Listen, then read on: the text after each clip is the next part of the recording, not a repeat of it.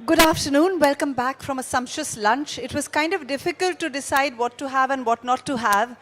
Even for me being local from India, not from Kerala, because each part of our country has so many different cuisines that it's kind of difficult to come here and not want to experiment and explore. What was particularly interesting were these plates which are recyclable. And I think since we are doing a discussion on going green, this is quite significant on how practices that are simple enough, like the plate you eat on at events like this, can be something that can lead the way. As you know, in India, we believe in Vasudeva Kutumbakam, which means the whole world is one family. You saw the footnote, which was one world, one family, one future. And if each person was to think like that, we would not need to have discussions where we think about going green. Being green would be in our DNA. Today, the hope lies in the youth because they are the ones who get very, very passionate and inspired to be working on this track.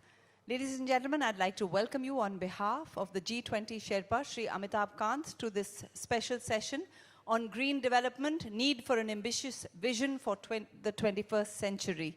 So to start, I'd like to invite Litisha Varjri, who is from the Observer Research Foundation. She is the outreach and communication person, and who better to begin this session with than her? Thank you. Good afternoon, everyone. Green development. Just a decade or so ago, this phrase would have perhaps been an oxymoron. But as the world was recovering from the COVID-19 pandemic, new global challenges emerged.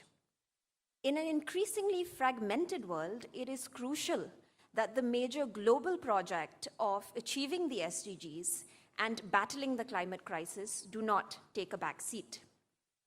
India's theme of Vasudeva Kutumbakam, of one earth, one family, one future, embodies the need to redefine our relationship with nature and ensure cooperative development for all.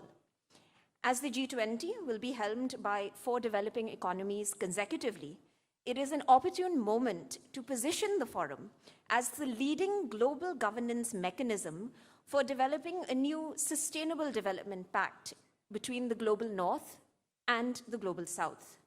And India is well placed and motivated to create a cooperative agenda which can pave the way for such a pact. India's G20 priorities will be shaped by its own experiences. This is already evident in India putting forward a bold agenda for improving financial flows for sustainable development, for equitable climate action, and is setting the agenda for global sustainable consumption through the principle of lifestyle for environment, the LIFE movement. In this context, this side event on green development comes at the right time, the right moment to build on India's existing efforts at framing a representative, inclusive, and equitable new sustainable development pact. And I hope everyone here is as excited as I am for the discussions to come. Thank you.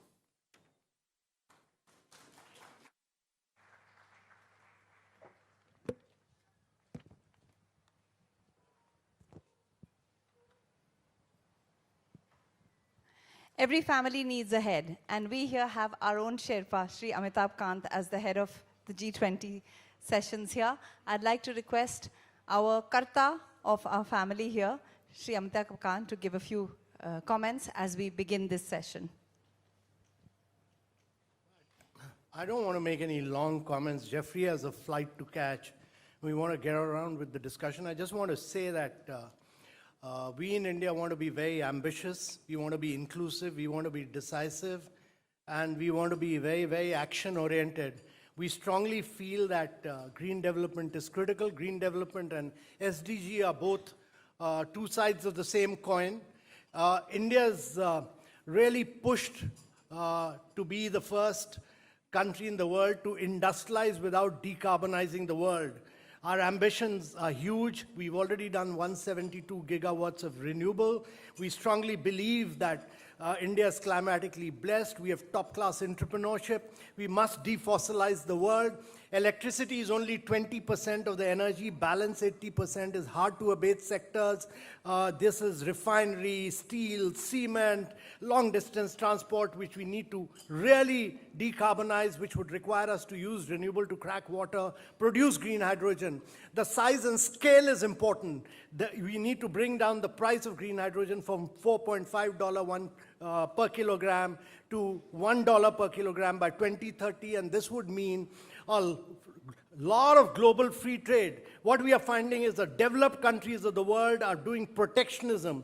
IRA is a great act to push decarbonization, but it's highly protectionist in nature. And therefore, if you want to bring size and scale and bring green development, it's very key that we have free trade in the world for green hydrogen.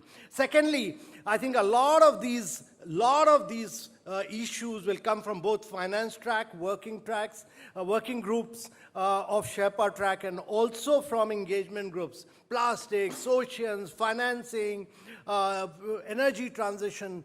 It's multidisciplinary in character, and therefore we'll work with everybody together to really push for a green development agenda of the world. India is being very, very ambitious in this, but we'll try our best, and we look forward to all your suggestions and ideas. Thank you very much, ladies and gentlemen.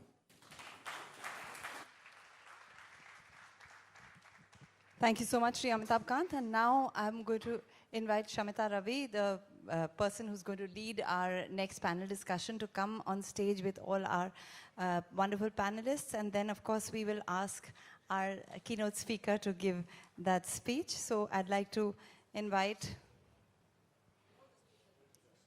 all the speakers of the session. Yes, this is a new paradigm for sustainable and green development. And I'd like to invite Mr. Jeffrey Sachs, Director, Center for Sustainable Development, Columbia University, and Mr. Uwais Sarmat, Deputy Executive Secretary, United Nations Framework Convention on Climate Change, Honorary Bogolo Kennewidow from the United Nations Climate Change High-Level Champion Special Advisor, Africa Director, Mr. Anirudh Das Gupta, President and CEO, World Resources Institute, Ms. Shloka Nath, CEO, India Climate Collaborative. And now, on that note, I'd like to hand over to Mr. Jeffrey Sachs, Director, Center for Sustainable Development, Columbia University.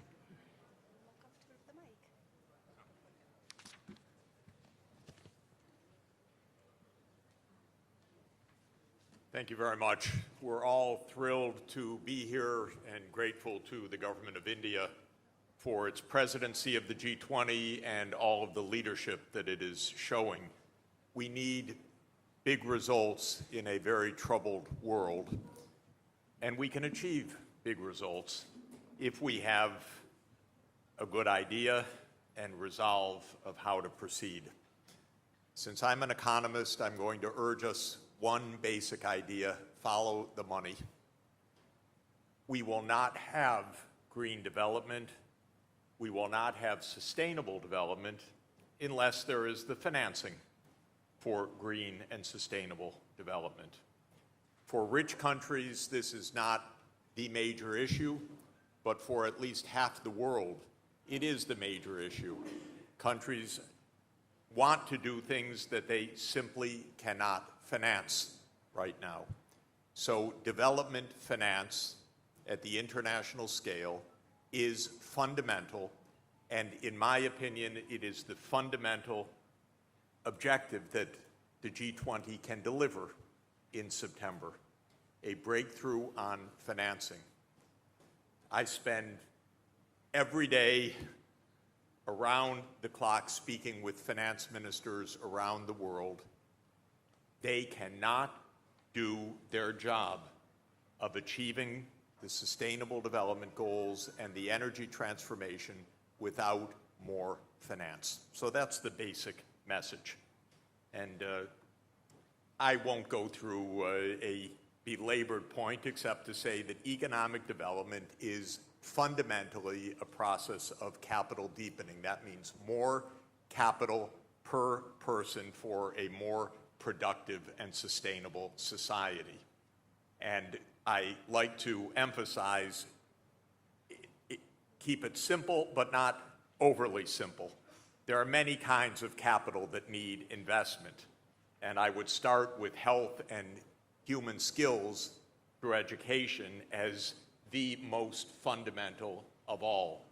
For much of the poor world, till today, hundreds of millions of kids are not in school, are not getting health care, and we're asking these societies to develop. It's impossible unless these kids are in school and getting an education and having proper nutrition as their brains develop. And that's a budget issue. Strangely enough, it's a budget issue.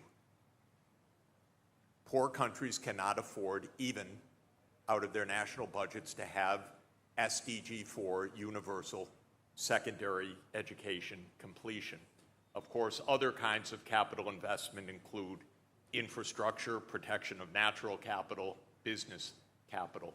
All of these are at stake when we talk about the investment needs. The key to speeding the SDGs and Paris Agreement is increased investment across these areas. Believe me, nothing else is going to work unless the kids are in school. That's an investment. Unless there is electrification, unless there is transport, unless there is digital access. Otherwise, it's just nice ideas. And then comes the question of finance, how to pay for these. And the finance has to come through domestic saving, which can be through the budget or domestic capital markets, but for poor countries with a significant component of net foreign saving, meaning augmenting what can be accumulated by the domestic economy. And again, without belaboring the point, more foreign borrowing effectively directed at keeping kids in school, electrification, digitalization, means faster development, significantly faster development. It can be also the difference of a poverty trap that persists for decades or actually making a breakthrough. This is very important, what I want to say in 1 minute. Poor countries cannot afford these objectives on their own. Rich countries typically don't care very much about that basic fact and don't look very hard at it. So I spent a number of years encouraging and working with the IMF to actually look at what poor countries can afford regarding sustainable and green development. I like the IMF. I have dozens of students at the IMF. But they did not know 5 years ago how much it costs to put a kid in school, or how much it costs to build a kilometer of road, or how much it costs to ensure electricity access. Pretty core stuff if you are the key advisor to finance ministers, if you are in a coherent global system, which we're not. So I worked with them for a number of years, and they did excellent studies, especially the Fiscal Affairs Department, and they showed, lo and behold, poor countries cannot achieve sustainable development on their own. Full stop. There's a gap of hundreds of billions of dollars. It's not a matter of willpower. It's not a matter of caring. It is a matter of money. You want kids in school, you need a school system. You need a budget for that. When you add up these components, which again, I do day in, day out, a poor country cannot manage this on its own. That's why we built a global financial development system, but we've never taken it seriously in asking at what scale should it operate? What should it be doing? So even on a subset of the goals, health, education, roads, water, sanitation, and power, the IMF estimated a $500 billion gap for its 57 countries eligible for its so-called concessional finance. That's not a bad estimate. I'd say we have about $1 trillion gap minimum for the poor countries, perhaps 1 to 2 trillion. That's not a scary or even big number because the world economy in dollar terms is 100 trillion this year. At PPP terms, $160 trillion. Global saving is $30 trillion. We're talking about a very modest part of global saving to make the breakthrough to sustainable development for at least 4 billion people. So we should aim at least for an incremental $1 trillion per year. If there are Sherpas here, please have your government learn what Excel is, a spreadsheet, and then how to do addition on the spreadsheet. And use real numbers, not, oh, why don't we do 20 billion now or something like this. Do some homework. I'm a professor, I assign homework to the finance ministers. Do some homework about what is really needed and how to get it. The sign says, time's up. That is true. Time's up for the finance ministers, not for me. I'm going to continue for a couple more minutes. The IMF and World Bank debt sustainability analysis is all wrong, I just want to point out. It sets low thresholds for borrowing arbitrarily. It is not based on any analytics that I taught my students who are working on this at the IMF. For that, you need a growth framework, not a 10-year arbitrary set of limits. The IMF says don't have debt over 30% of GDP. They should ask, would this incremental debt have a rate of return higher than the cost of borrowing? That's the basic question. They ask completely the wrong question. And the answer, when you analyze this carefully, is the debt should be much higher, but it should be for 40 years, commensurate with the scale, timing of development. So this is pretty basic stuff, and I would like the finance ministers to do the basics. The reason the IMF has a flawed debt sustainability analysis is that they fundamentally confuse two issues.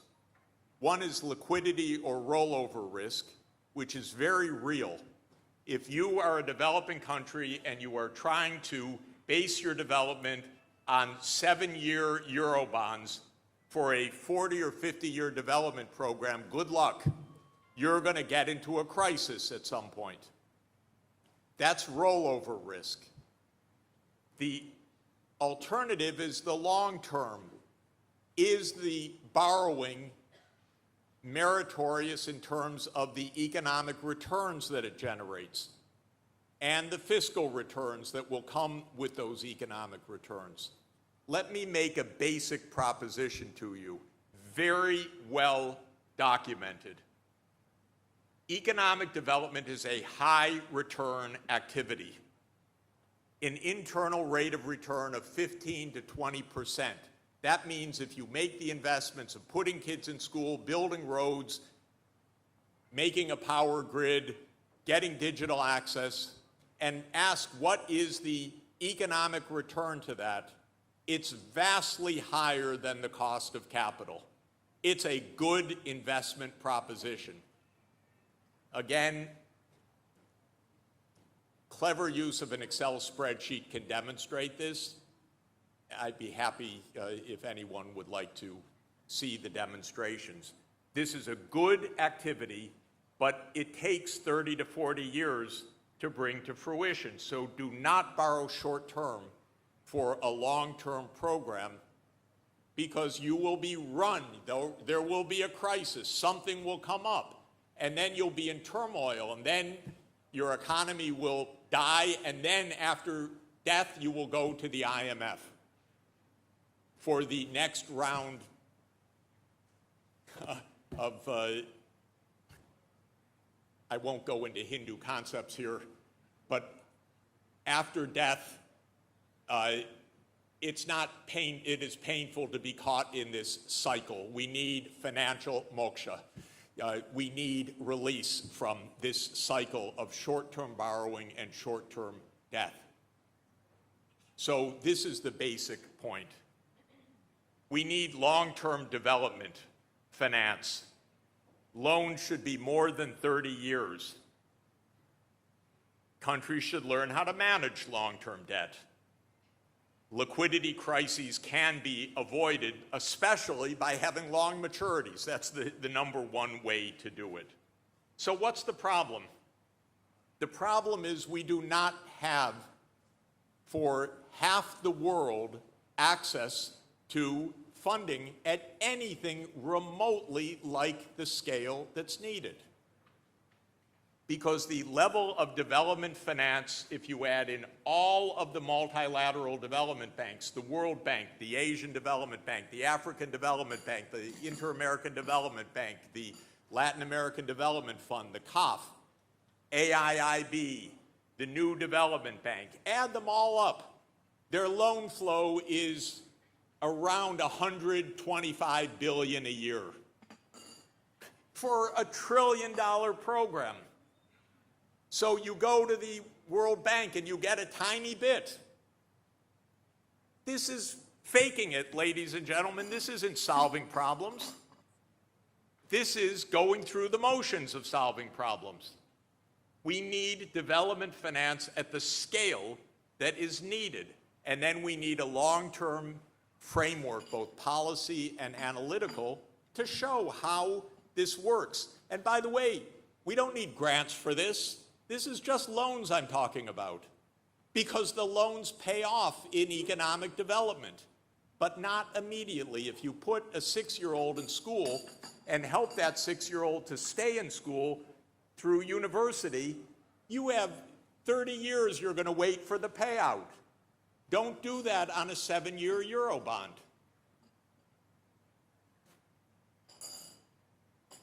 So existing finance fails badly. Half the world does not have an investment grade for credit. This, believe me, is the main point. Not a single low-income country has an investment grade credit rating, not one.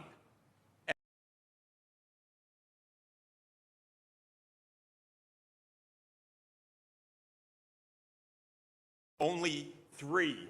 So if you add up the 80 low-income and lower middle-income countries, only 3 of the 80 have an investment-grade credit rating. The rest are paying junk bond interest rates on short-term debts and going broke every few years through some rollover event. This is not development. This is cruelty. The spreads that countries are paying are out of sight. And I put in red here some of the G20 countries: Indonesia, Mexico, India, Brazil. Brazil's paying 12% on its 10-year bonds. African countries are paying 15% on their 10-year bonds. India pays 7 to 8%. Japan, 1%. Germany, 2%. This world gives finance to those who already have capital, and it deprives those who don't have capital of access to finance. And so when we hear about the market solutions, forget it. Please understand. I spoke to the largest money manager in the world recently. He said, don't count on us to be financing your friends. That's just a tip. What they will do is buy AAA bonds of the World Bank or the African Development Bank or the Asian Development Bank or the European Investment Bank. And those institutions which we created for development finance can do the job, but not if the scale is 1/10 of what is needed. And again, not to mention we're in another credit squeeze that's going to come, and we're going to see perhaps another large crisis, maybe not, but we're certainly not in any circumstance in which poorer countries are going to get market financing. So, thank you. Thank you for more money. So here's my recommendation. My recommendation is the following. We need at least a five-fold increase of the flow of funds through the multilateral development banks within the next 5 years. And we should be aiming by 2030 of a flow of at least $1 trillion a year. This is not even hard, ladies and gentlemen, to do. To understand what is needed for this is that the high-income countries put in paid-in capital that is leveraged roughly five-fold. The development banks keep their AAA rating. They can on-lend to their members on a AAA basis. That means 30-year plus maturities and interest rates which are 3% or 4% rather than 8% or 13% or none at all. And then with this vastly larger flow of financing, green development, the transformation of energy systems, SDG 4, children in school, the most fundamental of all investments, safe water and sanitation, SDG 6, access to digital services, and India is the world leader in using digital services for development, and what India has done with proper financing can cover the entire world in creating a magnificent basis for rapid and sustainable and inclusive growth in Africa is one of my first goals. Bring India's wisdom on this to the African context because it will be magnificent. All of this becomes possible with a modest increase of finance. Again, what is $1 trillion among friends? It's 1% of world income. It is 3% of world saving. On a leveraged basis, it could be mobilized by $100 to $200 billion per year from the rich world, which is being squandered in all sorts of terrible ways these days that could be used much better. I promised I won't go there, and I won't. But we are wasting money. We are destroying things, and for a tiny fraction of our income, we absolutely could achieve what we have set out to achieve and what we need to achieve for our survival and well-being.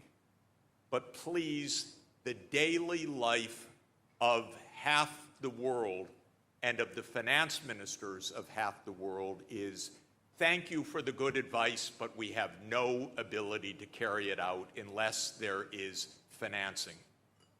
That has been true for a long time. That has been my experience in 40 years of development finance work. But this is the first time that we have a world that is being led now by a broader and significant and developing part of the world.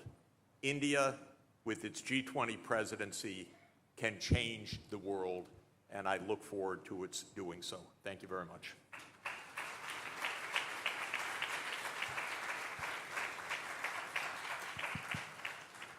Namaskar. Good afternoon, everyone. Thank you, Jeff. I particularly enjoyed financial moksha. I think that's going to stay with me. The agenda for the panel discussion is to build on the keynote address that you heard from Professor Sachs. We will start by basically asking the first question to the panelists, which I want each of you to think about. One is, what should be G20's overarching development or green development agenda? That's number one. And number two, what are the big changes that you would like in the current setup to make that happen? But bear in mind, we're sitting in a country where a lot of our almost all our green transition is financed through domestic savings. That's number one. So this is, again, as a follow-up to Jeff's point. We have financed our green transition, but given the scale of the need, clearly there is a need to raise it internationally. We need that finance. That's number one. Number two, as you have seen in the last several years, the scale at which amenities are getting provided to all households in the country, particularly if you consider the bottom quintile, which is the bottom 20% of the population, the access to electricity is now almost universal. You look at piped drinking water, you are seeing a major expansion happen, toilets, you're seeing massive digitalization. All of this is being done. Of course, these are development objectives, but they're fundamentally linked to long-term economic growth and fundamental growth in human productivity. This is something I think America did in 1930s, 1940s, and they witnessed at least 2 decades of sustained growth on the back of that kind of tremendous development spending. Now, for emerging part of the market, global market, and particularly for India, we need that transition to happen. So what India has achieved at scale on many of these fronts, but the work still continues, and there is a gap. I would like each of you to think of, in terms of G20 particularly, what should the larger green agenda be, and what are the changes you'd like to see? Shloka, I'll start with you. Thanks, Shamika. I think you've summarized it beautifully. And Professor Sachs, every time I hear you, I'm always, spellbound by your presentations. I wish I had a sort of similar analogy to, Hindu mythology. I don't, because I feel like if I talk about reincarnation, we're just coming back to the same world, and that's not really solving anything. But I think you did touch on a really important point around the principle of equity. You, of course, spoke about it from a more sort of global perspective. But I think even when we talk about India's continued development trajectory, and that's true for most developing countries, we really have to think about the fact that we don't exacerbate existing challenges for vulnerable populations. And so for me, that's a really important aspect to the vision and the agenda for the G20 as well. The fact that we do have to think, in India today, over 380 million people are exposed to heat-stressed or heat-induced labor. And that means that they contribute to nearly half of the country's GDP, yet they are excessively vulnerable to the impacts of climate action. And there is, again, a very sort of strong inequity in the fact that sectors and populations that contribute a tremendous amount to the GDP are some of the most vulnerable. And so as we think about that larger agenda or vision for the G20, it has to be bound in by the principles of resilience and equity. And so for me, there are 3 quick components here, and I'll try to stick to time. I think the first is, of course, the need to accelerate climate finance. I'm not going to harp on this. I think, Professor Sachs has spoken to this, so will the next panel. But I do want to say that right now, the majority of tracked climate finance in the world today is going towards mitigation, and that is also falling short of the need to, ensure that global warming sticks to 2 degrees or 1.5. And of course, we're not even tracking adaptation finance. We know that it needs to significantly sort of be increased. We have no idea really where we are on that front. So that's a big, big gap, to your point, Shamika. I think the G20 is a critical, crucial platform for developing countries to speak to those gaps. And it's one that we have to sort of hammer out as hard as we possibly can. But I won't say more on accelerating climate finance. I think the second sort of component that's really important is increasing collaboration amongst diverse stakeholders. I don't think we're necessarily reaching across disciplines, building regional collaboration. We need solutions that are designed by experts across disciplines and sectors. That isn't necessarily happening right now, but there is opportunity to create new development paradigms. How are we promoting that agenda? How are we pushing that forward? We need government, business, civil society, and philanthropy to really sort of share knowledge, build resources, push forward technology transfers, and align on common agendas for a shared vision. That is not necessarily happening right now. I work in the philanthropic sector, so I'm a big proponent of how catalytic philanthropy and grant capital can be. I don't think that's playing a strong enough agenda here right now. The third was the need to promote subnational climate action. This is, I think, an absolute must. We must have the central government work with subnational and state actors to ensure that mitigation and adaptation goals are clearly aligned and that they are strategically moving forward together. So we know that the Paris Agreement has recognized non-state actors. They've clearly said that businesses, investors, civil society, etc., must also be recognized as key contributors in achieving climate or quantifiable emissions targets. But we know their contribution is growing, and yet commitments from these actors account for less than 10% of India's total emissions, at least as of 2016. And we know that corporates account for that larger share. And yet, as they are setting very ambitious net zero targets, we're not necessarily seeing that the emissions targets from industry or corporates are being incorporated into national goals. That's not happening as of yet. So you do need clear reporting on climate targets as well. So that's another area. If those three components can be incorporated into the larger vision, then, as I said, the principles of equity and, of course, resilience.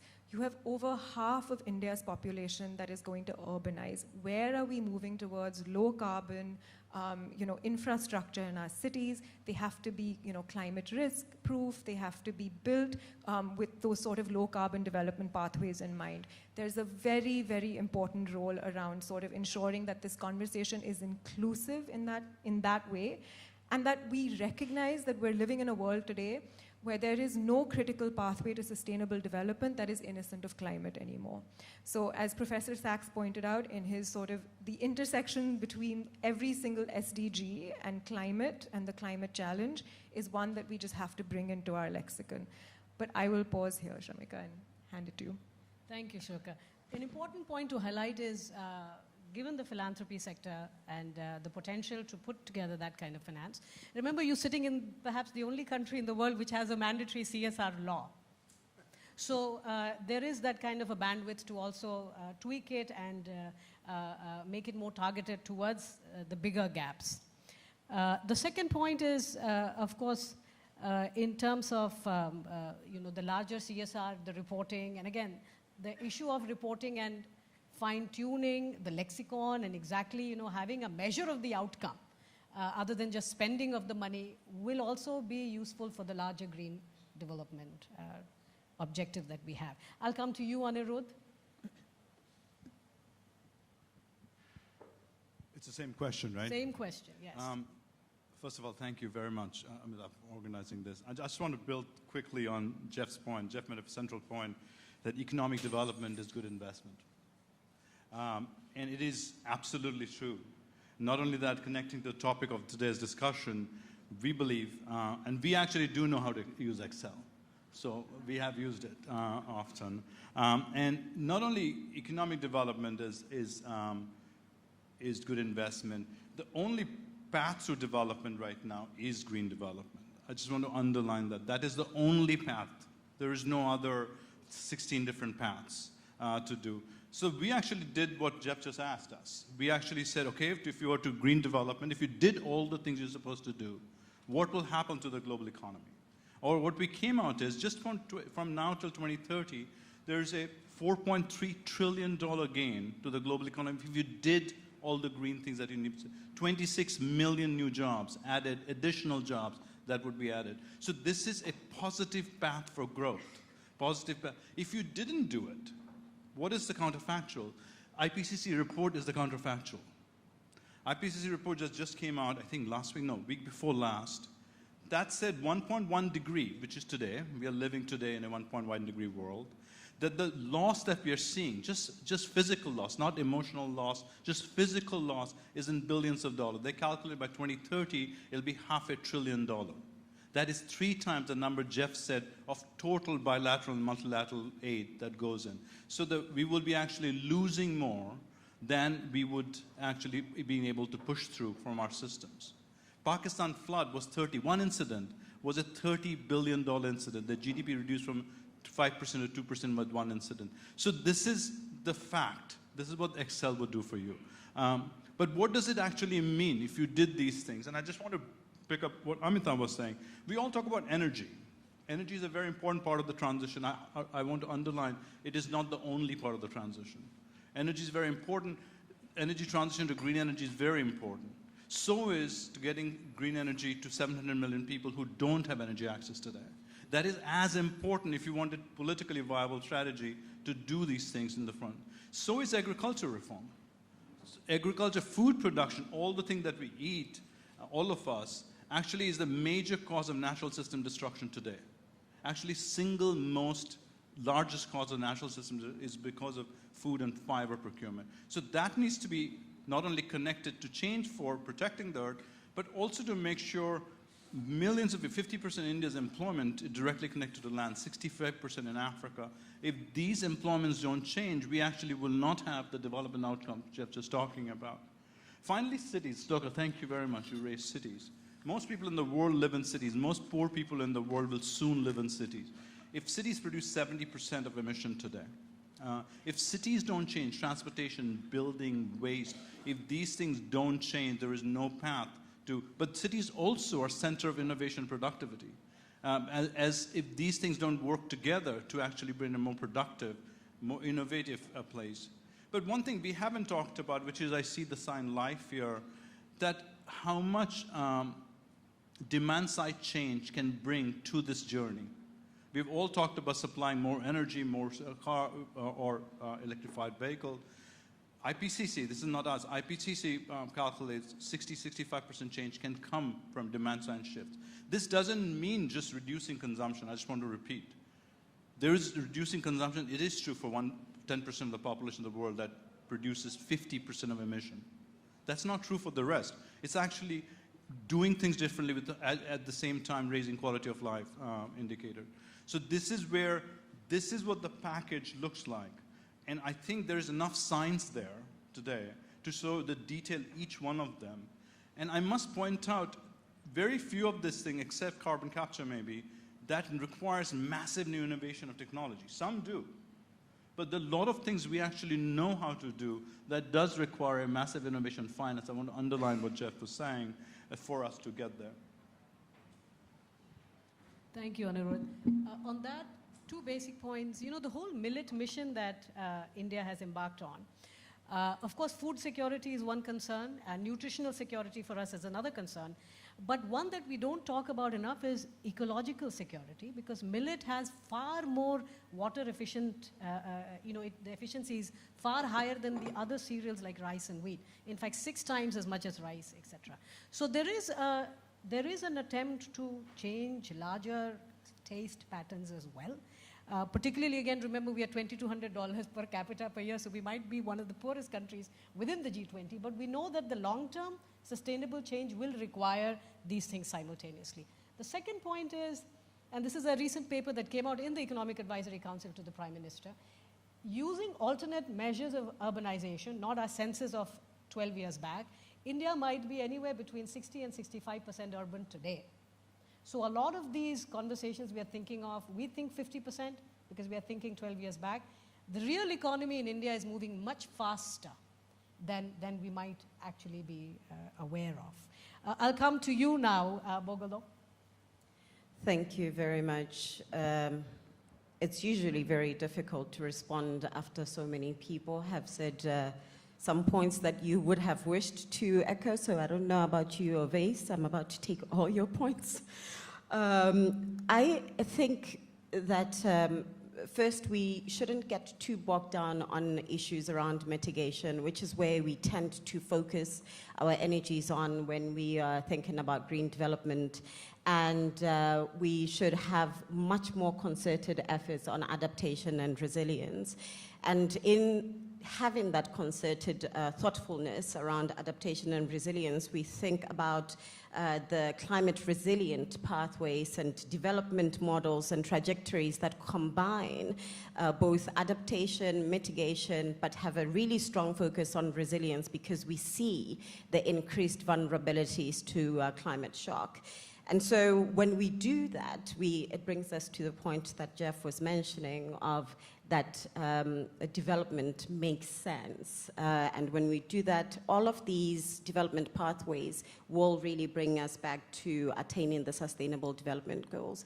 And so I think that we have to really position within the G20 agenda strongly on adaptation and make sure that we are having policy responses that anticipate and cope with the impacts that we cannot avoid.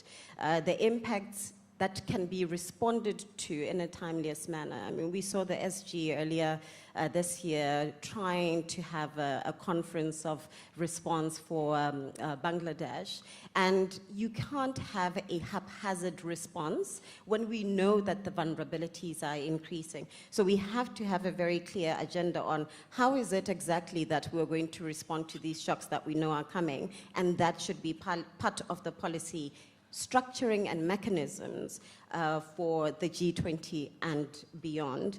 And we have to be very clear about advancing, for example, the ideas behind the Sharm el-Sheikh adaptation agenda from COP27, but also think about the various resilient pathways. So we need nature to attain our long-term climate goals.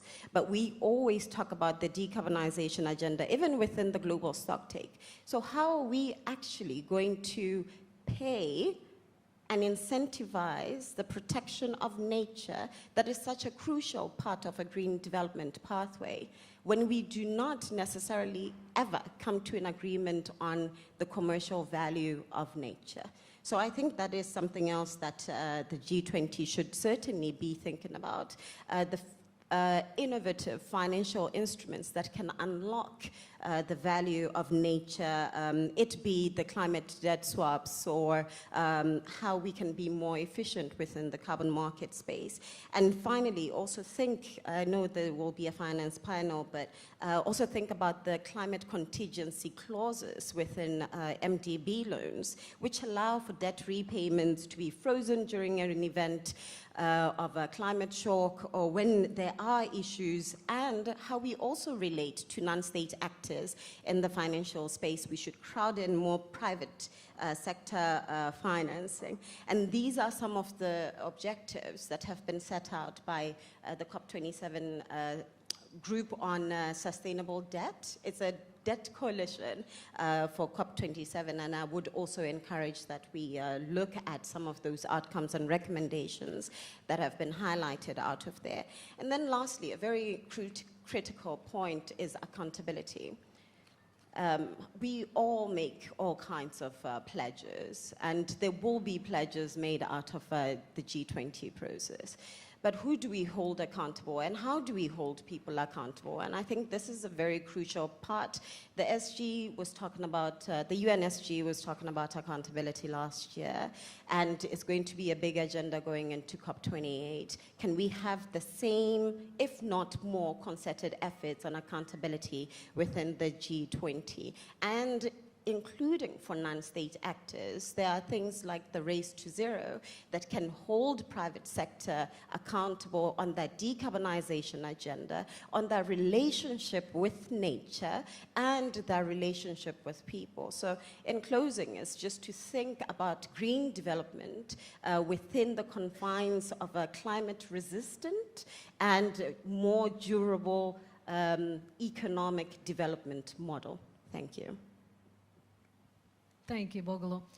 You know, we have an institution called Social Stock Exchange in India. It was formed just 2 years back. And the core objective of that is to be able to raise finance and do a matching. It's not a regular exchange where instruments are exchanged, but this is where finance can be raised for these kind of social objectives. while such institutions are getting established to be able to raise finance, simultaneously what we are also witnessing is a bottom-up approach towards allowing for certain instruments to come up for green development. The state of Madhya Pradesh, which is one of our poorest states, is in fact doing a measure for every district of the state. It's doing a measure of the green cover. There is also a measure of biodiversity. To be able to then create indexed instruments, to be able to then raise finances to maintain this kind of valuable green cover. I know that Meghalaya is doing something very similar. This is the state in the northeast. So while institutions are getting established to be able to do that, you're also seeing states take proactive decision to be able to raise and grow something highly localized, but precise measures of what we value to make financing possible. Ovais, I come to you as the last speaker on this issue. And if you'd like, you could be the first speaker on the next question. So please. Thank you very much. Thank you. And first of all, thank you to the Government of India, Amitabh Kant, and all G20 organizers for inviting UNFCCC. And it's a pleasure for me to be here. And I've listened to all the interventions with great attention. And thank you very much, Jeffrey, to again hear you speak so clearly about the economic model that we are living through and what needs to change. But from my side, what I'd like to, first of all, a short introduction. I'm from UNFCCC. We do these COPs. You must have heard about the COPs. We've done 27 of those, and this year will be 28. And a lot has been said. What I personally believe, we are already at 1.1 degree global warming. And what that means, numbers are one thing, economic factors are one thing, but if we look at it from a people-centered approach, every fraction of a degree results in loss of life and livelihood. That is absolutely clear. So we need to have that perspective in any kind of paradigm shift, to have that people-centered approach.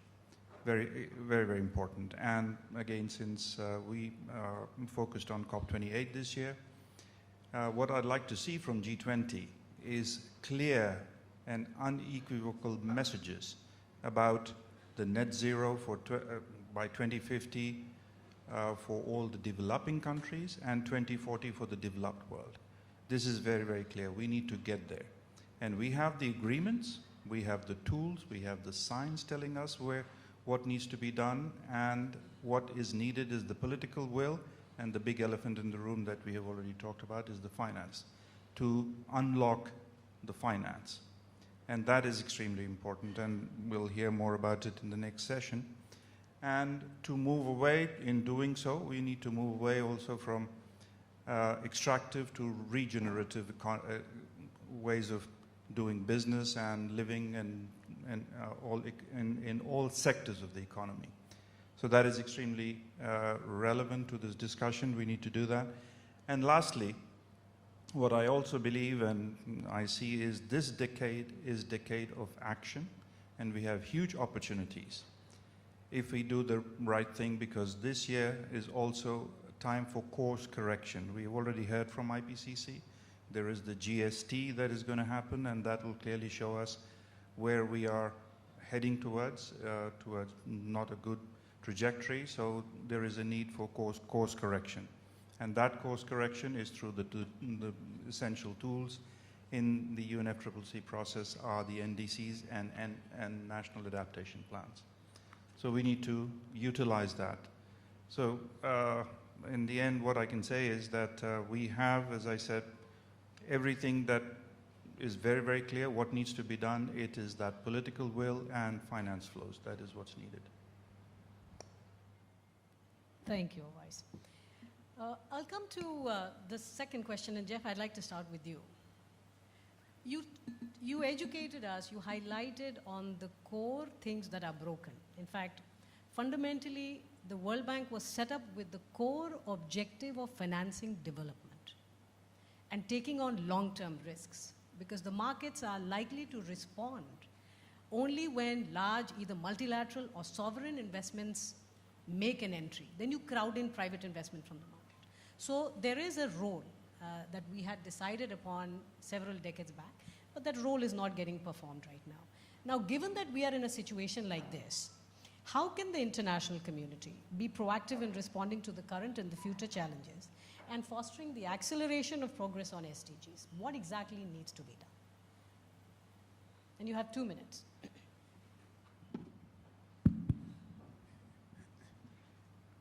We have a serious political economy problem and a serious problem of bad arithmetic.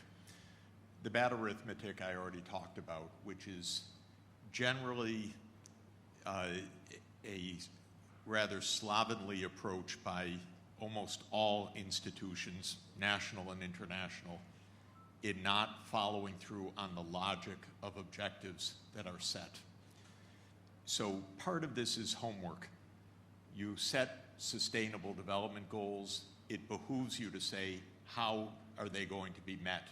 Not just they're important, we love them, we have a box here, we have a box here, but actually to do the homework of how they can be achieved. Generally speaking, most of the goals that we set are long-term investment programs. If you want kids in school, you do education sector planning, teachers, schools, curriculum, and so forth. Rather straightforward. If you want a health system, SDG 3, these are known things. People go to schools to be able to design these things. We do not have a serious effort or capacity intrinsically in international institutions or even in our governments to take goals and turn them into plans. So this is, again, the homework assignment. WRI can do that. It can help advise any government how to do this. We need those. And for UNFCCC, I would like to see more emphasis on the low emission development strategies, Article 4.19, which says, don't tell us about the next 8 or 10 years, tell us about 2050. What is your plan? 2050, oh my God, we haven't even thought about that. Make them think about that, because this is a long-term process. And of course, it's not even long-term to 2050 anymore. Then comes the money. What's the problem with the money? The problem is the rich countries don't care, okay? They don't care. There's no one in the US Congress that says, oh my God, people are poor abroad. Nobody. Believe me, 40 years, I figured it out. They don't even try to care anymore. But they are part of this international family, the one family. They have to be held to caring. It doesn't come naturally. But that's why we have the G20, not the G7. The G7 is 7 rich countries getting together to not care. The G20 is the whole world getting together, having to care. That's why we have the G20. What's important about the G20 now is that India is a world leader. China is a world leader. Brazil is a world leader. These are not just, oh, isn't it quaint that they're sitting alongside country X? No, this is our world. So this is why the G20 has to say, ladies and gentlemen, let's get out the spreadsheet. There's no other meeting. This is the meeting.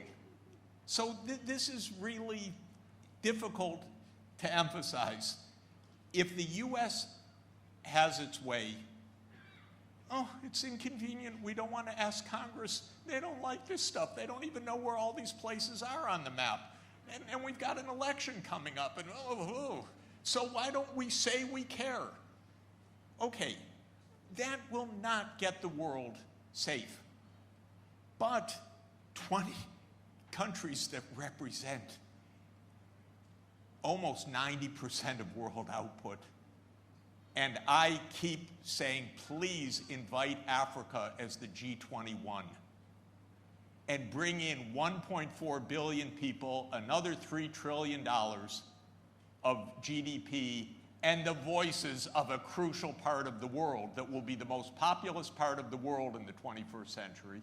Bring them to the table. Then we have a perfect discussion, and everybody has to have responsibility.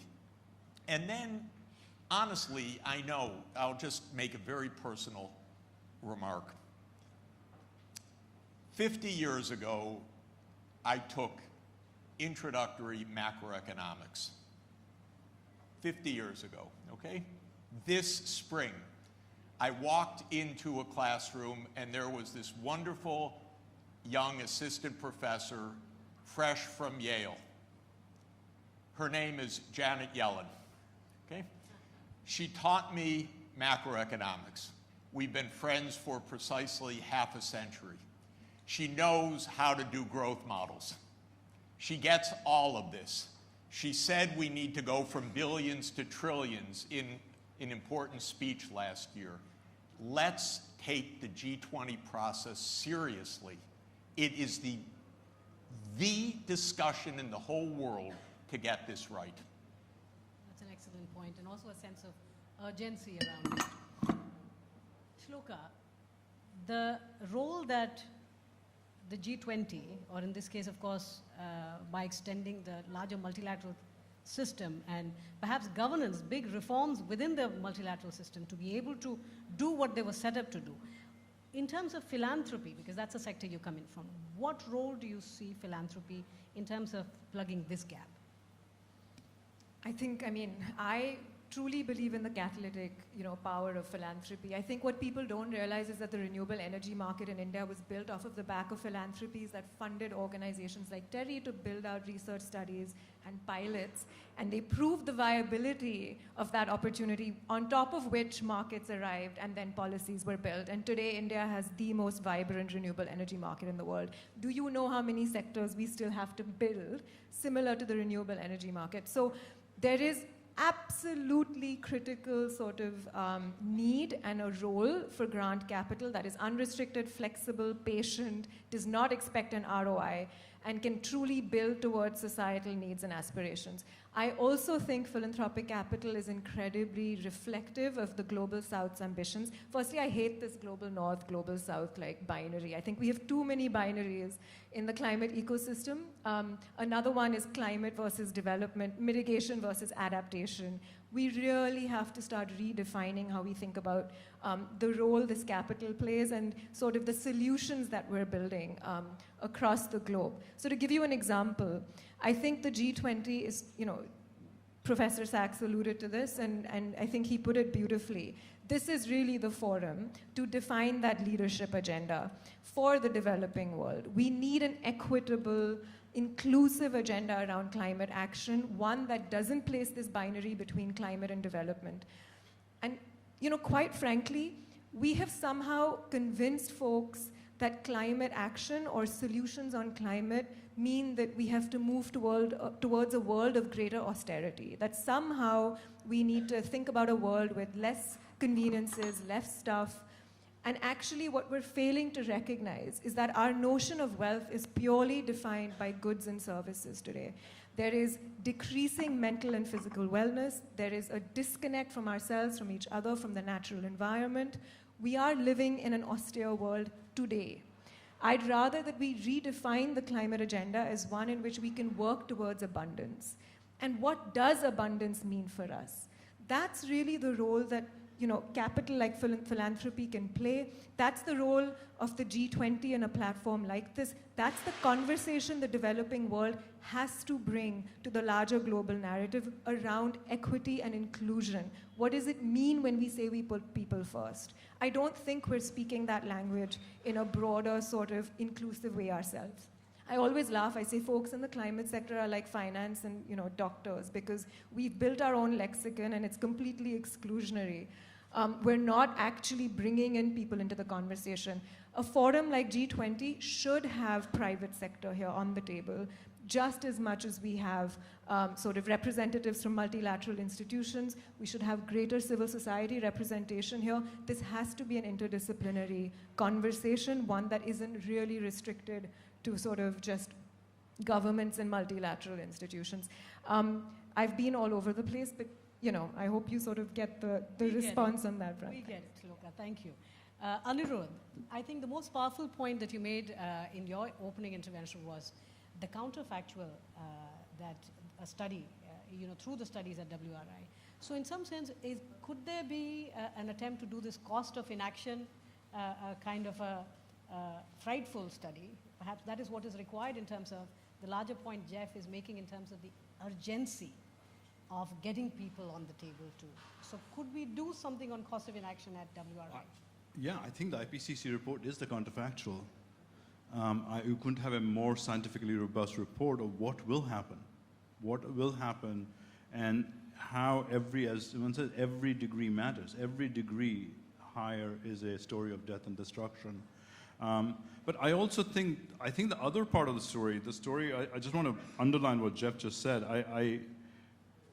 I don't think there is any model out there that in the finance part where there is not a serious transfer of resources from rich country to poorer country for this to work. How that happens, whether it happens directly to the World Bank, it's irrelevant. That transfer has to take place. And I also want to underline this point, I think, Jeff, you were making. It is absolutely fundamental that, sorry to use Global South, but emerging economy, that's the other thing that I use these days, but I'm using Global South for a minute, that India is leading this, and Indonesia led this last year, and Brazil is going to lead this next year, that these innovation and solution of the new story will come from Global South. And it is so much more powerful, and I can't underline that enough, that this change has to happen. But I do think the story that needs to be underlined, that it's not just one thing needs to happen. It's a story of economic transition where three outcomes happen. Not only we have a decarbonized world, that is very important. I think everyone gets it. But we need a world that is actually, we are not extractive to nature. We coexist with nature, because the science of nature and climate and people is exponentially better than it was even when Paris was written. That we cannot, I was in the water conference last week. The whole point there was to think about how water needs to be thought as a system rather than silos. That it needs to be a system, how that impacts everything we are doing, human activity, of course, but many other things. But the bigger point is that this transitions are hard, this will be hard too. The outcome is actually very positive. And I don't think we talk about positiveness of the outcome. We talk about the sacrifices that is needed. It's all a story of sacrifice. But I don't think it's a story of sacrifice. It is very much a positive. This transition, we need to figure out how to do the transition. People use the word just transition, the transition. But what India's presidency has emphasized, whatever the transition is, it has to be good for everyone. Otherwise, this is a political transition as well. It will not happen. And look what's happening in Europe right now. Germany just had a fight with the EU on internal combustion engine. I hope that got resolved. But what I'm saying is these are the kind of things that will happen in the transition that we need to learn from. The last thing I want to take Jeff's point about finance. Jeff, I agree with you. I think the multilateral development banks absolutely have to change. And I think Amar and others are going to talk about next panel. But we don't see a path out of here that doesn't include a massive amount of private capital flowing into these issues, together with philanthropic capital and public capital. So I think, Shloka, you talked about, we need amazing new kinds of partnerships that builds these things together, that actually builds system change that is required across, and not single solution. And Jeff's point, a long-term vision of what needs to be changed. Thank you. Bogolo, you have a minute. Thanks. Thank you. You know, I was just reflecting on the word transition and remembering some words from a lady in KwaZulu-Natal, actually, who said, you keep talking about transition to something as if we already had something. And so transition, the way it's couched, pre-purposes that we were somewhere and now we need to change the way we are consuming or the way we are producing, while some of us are merely just trying to have. And which is why it's important that in these conversations of climate and development, we speak to a green development pathway that is inclusive to those that are in a position of have not. Because otherwise, if we focus on the transition, we are once again increasing inequalities that a global and multilateral system has actually increased. And so my thinking just around the G20 now and India's presidency is working on mechanisms of reducing the inequalities of power, the inequalities of access, and inequalities of participation. And so in that model, then we start to consider how is it that we provide the same kind of development and privilege for us to think in this particular instance, we would rather transition into something. But if we start off in those areas that currently do not have with a green development pathway, we are already driving in a sustainable and climate resilient model. So that is the kind of space that I'd also like for the G20 to consider. Not all of us at this moment have dealt with issues of sanitation, and not all of us have dealt with issues of access to water. But we do certainly hope that by 2030, there would have been progress in those spaces. And then it just all takes us back to issues of finance that we're going to talk about, that is going to be talked about later. But we cannot really get enough of speaking to the importance of the flow of finance to enable the green development pathway. Because we will not, talking about decommissioning a coal plant without extremely increasing access to green finance for the development of renewable energy will not produce a sustainable development that is people-centered as we wish to deal with.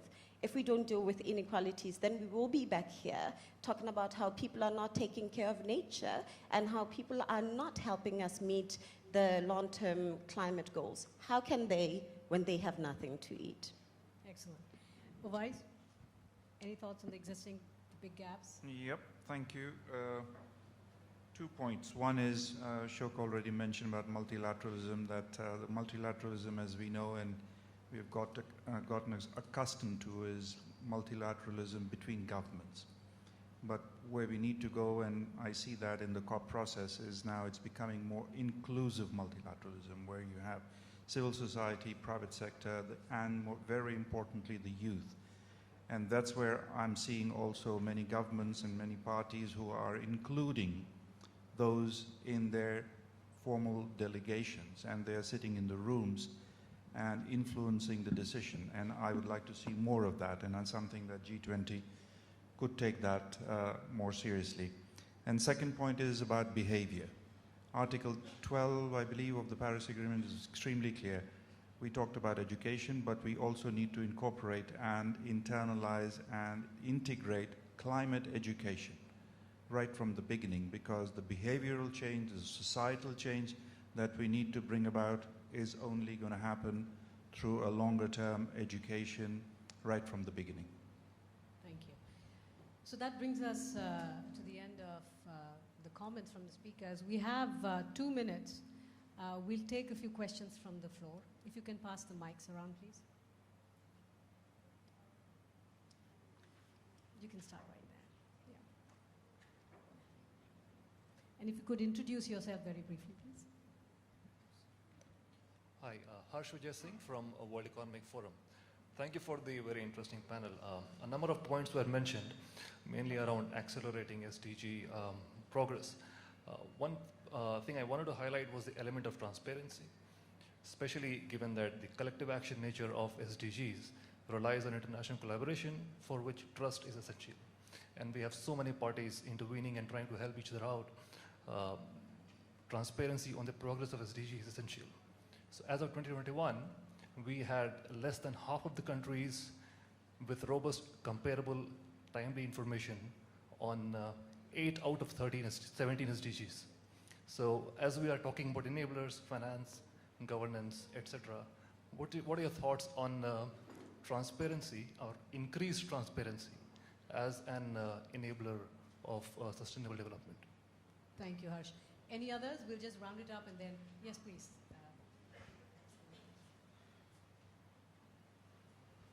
And to the panelists, please think about these questions. Thank you. I speak from the World Health Organization, WHO. My name is Stéphanie Sédou. I am the Sherpa. Thank you very much for a very inspiring panel. I was simply drawing attention to some reflections and work that's going on the health metrics, or in other words, the health benefits to financial investment in general.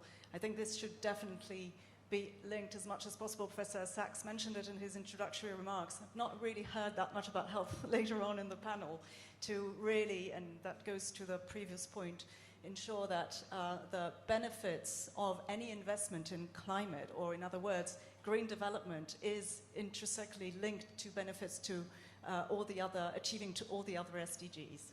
Thank you very much. Thank you. So who would like to respond? I can go Yes, first. Anil, please. Just on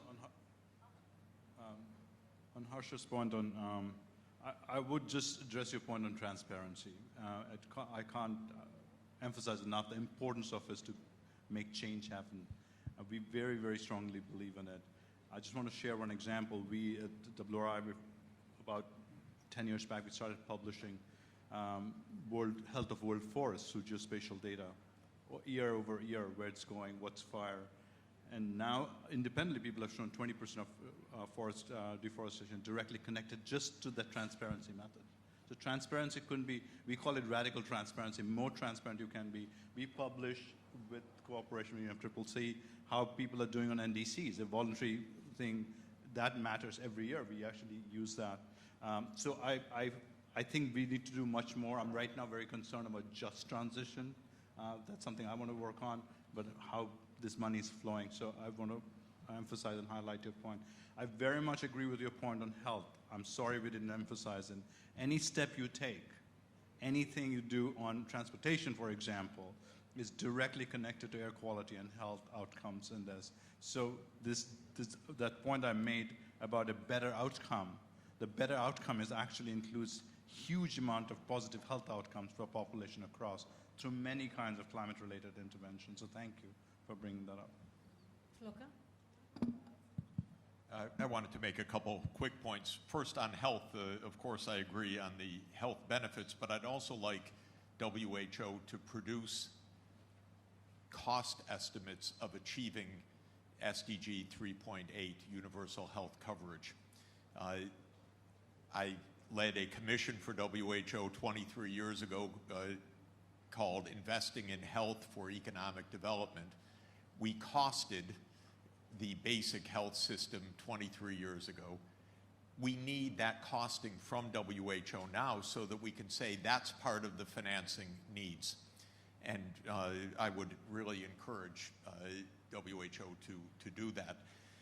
I wanted to say a word quickly about the private sector. Of course, we need private finance for a lot, and private finance can do a lot just as private finance. And I think a great deal of the telecoms and digital investments are a demonstration of that. There are many things that private capital cannot do. It will not put children in school. It will not make universal health coverage. It will not do many basic infrastructure needs. Some yes, many no. It all depends. It will not do climate adaptation, for which there is a great societal return, but not necessarily a monetized return. So there are many issues. But My heart sank 10 years ago at the start of the SDG period when many private sector financial leaders were brought to the UN because eyes were dazzled by the trillions. And I knew that the money would not flow from their accounts to the things that were important. It was a distraction. Maybe you needed some economics to understand that because it's easy to be dazzled by somebody who has $10 trillion under management. Without a public framework, without public policy, without public finance, the private finance will not come for crucial areas. So I just want to emphasize that because there's no private-led solution that doesn't include what we've been talking about. Of course it plays a role. Countries should mobilize their own domestic finance, provident funds, saving funds, pension funds. These are wonderful core institutions. They can finance a lot in a country. They can finance green buildings. They can finance many things. So develop the domestic capital markets. Of course, international capital from pension funds and other long-term fund sources will play a role, but they don't know development, they don't know these countries, they don't even know infrastructure especially. So there needs to be a framework to bring that in. And that's why I emphasize the simplest way to engage the private sector is to sell a World Bank AAA bond. Then you've engaged the private sector saving in development finance. It's not the only way, but it is a very good way to do it. But I'm happy to work on bringing the private finance in. It's going to play a huge role, but we should not fail at the G20 to mobilize the public financing now, because that's what the G20 leaders can do now. Thank you. I think we've run out of time now. Thank you, speakers. And also, very briefly, but we need to acknowledge the Observer Research Foundation and United Nations India for getting a perfectly balanced gender panel. Congratulations. Well done. Thank you, speakers. I think that is a first for the day, Shamita. We're not going to let you or your panelists get off so quickly. I'm going to request Joint Secretary Inam Gambhir to please share some mementos on this occasion.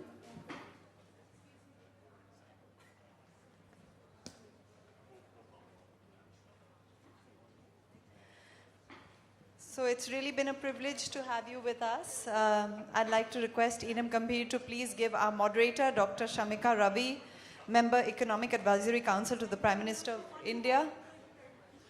Thank you for being with us.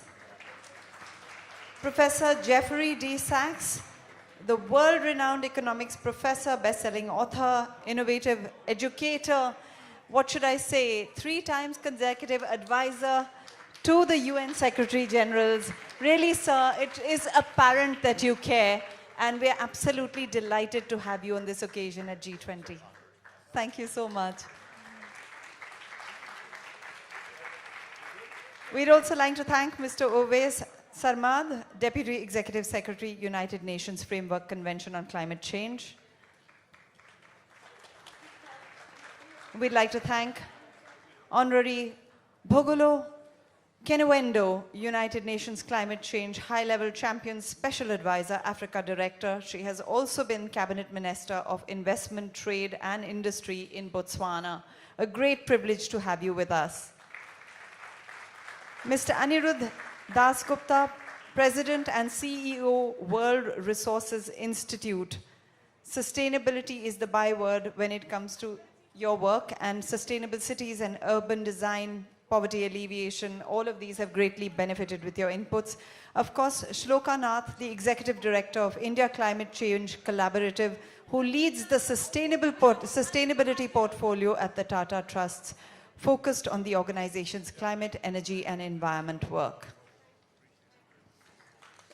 It is indeed a privilege to have, in partnership with the Ministry of External Affairs G20 Secretariat, the UN Resident Coordinator's Office in India, and the Observer Research Foundation's partnership for this event on green development, need for an ambitious version for the 21st century. So we really are delighted to have these partnerships because the more we partner, the stronger we are. Moving on to the next session, the plenary session 2, green development and financing for SDGs, including climate action. I'd like to invite Ms. Lily Hahn, Director, Innovative Finance, the Rockefeller Foundation. She leads the Global Economic Recovery Program focused on development and climate finance, and her work focuses on policy and advocacy. Lily, thank you for being with us. I'd also like to invite on stage our keynote speaker, that is Mr. Avinash Prasad, Special Envoy to the Prime Minister of Barbados on investment and financial services and member independent high-level expert group on climate finance. It's a privilege to have with us Mr. Amar Bhattacharya, a senior fellow at the Center for Sustainable Development, housed in the Global Economy and Development Program at Brookings. Sir, your work focuses on the areas of global economy, development finance, and global governance, and links between climate and development. So we are indeed privileged to have your inputs with us. Please do join us on the stage. Mr. George Gray, Head of the Strategic Engagement and Chief Economist, United Nations Development Program. We're delighted to have you. And when it comes to poverty, labor markets, and social protection, you are the authority in Latin America. Thank you for being here. Our panelist, Dr. Nina Fenton, Head of Regional Representation, South Asia, European Investment Bank. May I request you to join us with your extensive experience in strategy and economic analysis with a focus on emerging markets and developing countries. We really cherish all that you have to share with us. And our last seat needs to be filled. We are absolutely privileged to have Dr. Stephen Waygood with us, the Chief Responsible Investment Officer, Aviva. He's here with us today as both someone who focuses on ethical and environmental investment policies, and therefore, indeed, a voice that we would be absolutely delighted to hear. So, on that note, I think we'll hand over to our keynote speaker, Mr. Prasad. Really a privilege to have you here.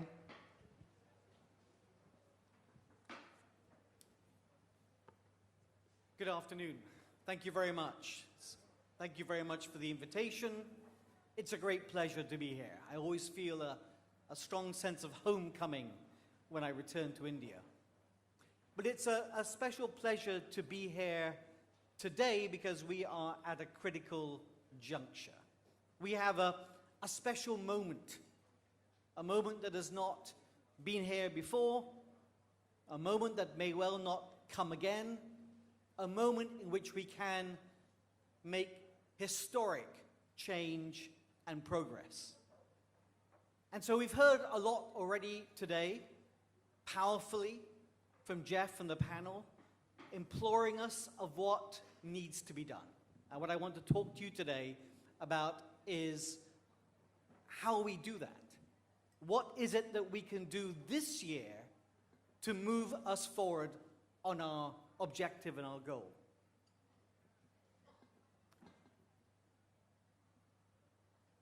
My father was a development economist of some note. I was born into a family concerned about the Brandt Commission, the Brundtland Commission, Our Common Future, the South Commission, concerns about vulnerability and vulnerable states.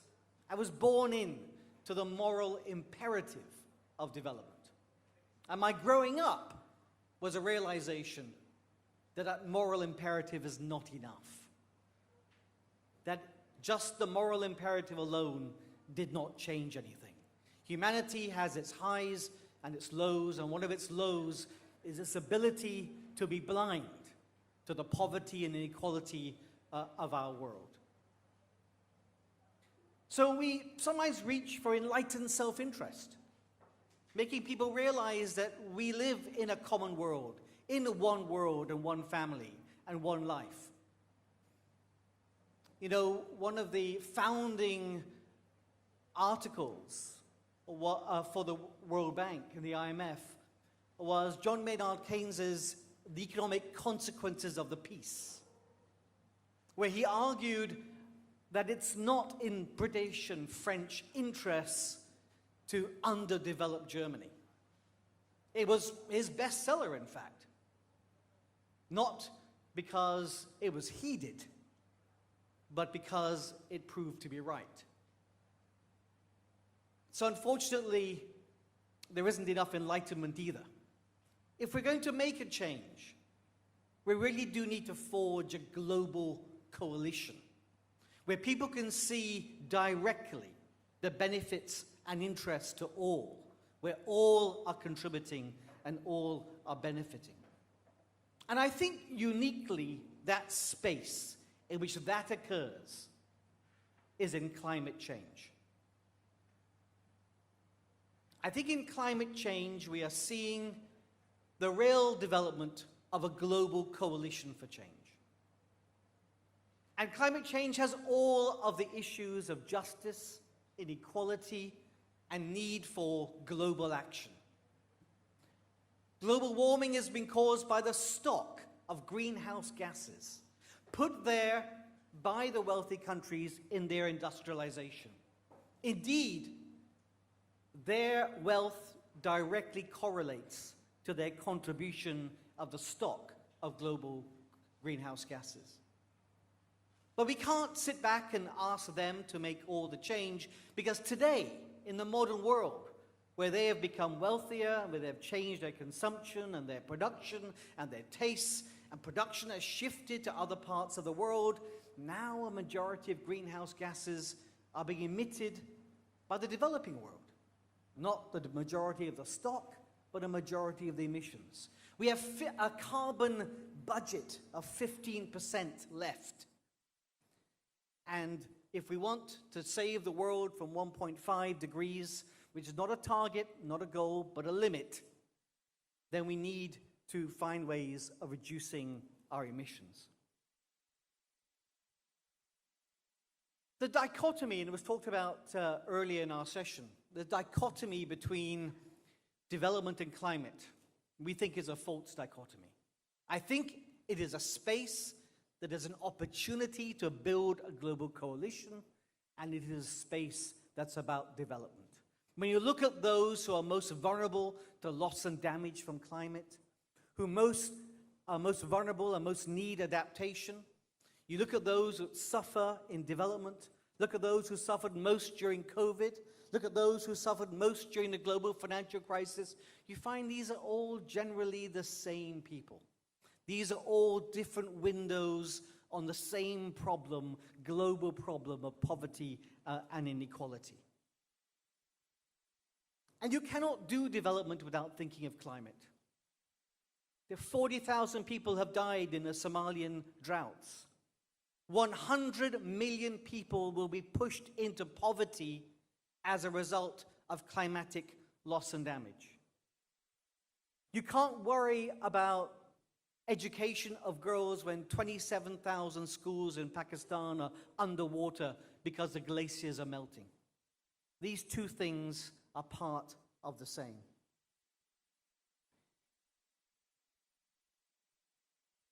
So how do we achieve change for development and for climate change?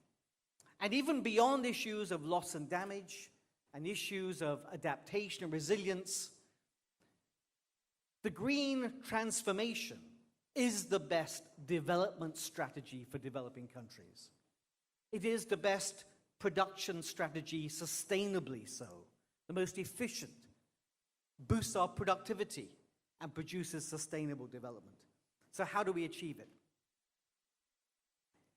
I want to present a framework of how we achieve it. We need about $2 trillion per year in developing countries, and that's being conservative. $2 trillion per year. And because these numbers are big, we've had a diversity of responses. Some in the countries have contributed most to global warming are putting their bets on technology will solve the problem. Insurance will solve the problem. Financial innovation will solve the problem. And others are saying, well, you caused it, you've got to pay for it. None of these solutions would get us to where we need to be. We need to break down what we need to do into three. There are those things for which revenues are attached. Much of the green transformation, some of the investments in nature capital, some elements of adaptation, though not much, have revenue streams attached. Then there are things that don't have a revenue stream attached, but where they are savings, for which we can borrow for to benefit from these future savings. Where there are revenue streams attached, we need to involve the private sector. Where there are savings, we need to shift the multilateral development banks so they are playing a much greater role, where we are doubling and trebling the amount that they lend. We're releasing $1 trillion extra. This is possible. The G20 Working Party highlighted the fact that we need to employ callable capital, SDRs, and if we do so effectively, make callable capital callable, we can create that headroom. And that headroom needs to be focused on those investments and adaptation and resilience for which there are not revenue streams attached, but there are savings to be had. And then there's stuff that there are no revenue streams attached. There are no savings, but we need to do.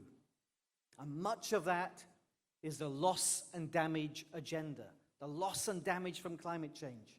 Some of the investments we need to do in nature capital, in reforestation, in defending our biodiversity. Some of these things, no revenue streams, no savings. We need grant money for that. We can limit and focus the grant money on those things that we can't get revenues for, that we can't save for, but there's still that check that needs to be written. It's not a check for everything. It's not the biggest check, but it is a check. And we need, because ODA budgets, overseas development assistance budgets, they're getting no bigger. They're shrinking. I say that governments are not getting elected to fund the foreigners. They're getting elected to deport foreigners. In that world, we need to find a way of focusing the grants onto those things that cannot be funded in any other way, but we need those grants. We need new additional revenue streams to fund those things. We believe the fossil fuel industry needs to make its contribution. $4 trillion of revenues last year. Just 1% will fund loss and damage. The agricultural sector, the shipping sector and transport sector, 1% of these will solve our loss and damage problem without touching our ODA budgets. So we need to double and treble MDB lending using callable capital. We need new additional revenue streams. And let me end and talk a little bit more about how we mobilize the private sector. Because yes, and it was discussed a little bit yesterday, just a moment ago, 70% or more of the funding we need can only come from the private sector. Developing countries don't have the balance sheet for it. Philanthropists can play a critical role, but they don't have the balance sheet for it. We're talking about almost $1 trillion, over $1.5 trillion per year. But that private sector is not coming to developing countries today because the cost of capital is too high. And when we say that, people say, well, we need to reduce risks. Cost of capital is high because it's risky. And the multilateral development banks say, well, the problem is developing countries don't have the right policies. They don't have the right regulation. They don't have the right plans. They don't have the right investable projects. The hidden agenda there is, it's your problem. You need to get your act together. But if you actually look at the cost of capital, the cost of India borrowing versus Germany borrowing, the cost of an Indian project in solar borrowing versus a German project, over 75% of this cost of capital is nothing to do with the regulation with the individual project plans, it's a macro risk problem. It's a currency risk problem. We live, if you look at the fundamentals of Bokolo on the other the panel is from Botswana, a country with better economic fundamentals than any country in Europe today. Better economic fundamentals than any country in Europe today. Its borrowing costs several hundred percentage points higher. It doesn't have an ECB. It doesn't create an international reserve currency. We need an international body that uses callable capital, uses SDRs, sits in the middle of our multilateral development banks, being able to use their capital and their liquidity, whose purpose is to lower macro risks for investing in green transformation, and lowering that cost of capital and driving $1 trillion plus of investment in developing countries. And that is the framework I wish to leave you with. They are things with a revenue stream attached, for which we need to mobilize the private sector, but they will not come on their own. And it's not just about getting your plans together. It's about lowering macro risk. There's a role to be played for within the network of the multilateral development banks, a new agency, a green, just transition, financing trust, a green, just transition with a financing element to lower the cost of capital, the macro risks. We need to double and triple the MDB lending and focus that on creating resilience and adaptation, things the private sector is not going to do. And we need to create new additional revenue streams for the loss and damage that you cannot borrow for and you cannot insure for. Insurance works when you've got uncertainty but a steady risk. Climate change is an uninsurable event, a rising risk with rising correlations. We need grant money for that. And let me end with a few things where you do not need money at all for. Because really, I think the moment here is to put feet to the fire. It is a moment to say, do you really care? Because previously you have said it's about money, and here's a solution that's not about money. Here's a solution you can fund today. We need to change the global financial system. We need to have natural disaster clauses in every debt instruments. These are clauses which are not a bet on climate change or natural disaster, reshuffle payments across the payment stream. So when you have a natural disaster, you have a 2-year pause, and then those payments are added back on later. It's no cost to the creditor, but the borrower gets a different phasing of payments. If everybody had these during the COVID crisis, it would have released $1 trillion of liquidity in developing countries. No instrument comes close, costs nobody anything. We need countries to start putting natural disaster clauses. We need the IMF to start playing the role of a liquidity player of last resort for countries. We've just seen last week what the Federal Reserve does when banks are under pressure in America. Billions of dollars of short-term liquidity is provided. Universally to the market. No conditionality. We give it to everybody so that there's no opprobrium, there's no stigma. How do we do it internationally? Come to us, case by case, conditional. We need market-wide access to liquidity. Again, something that in the long run costs us nothing. So that is the agenda, ladies and gentlemen. It's not just about imploring that we need to do something. Here's a plan with ambition, a plan that's achievable, a plan that we can champion today. Thank you very much indeed.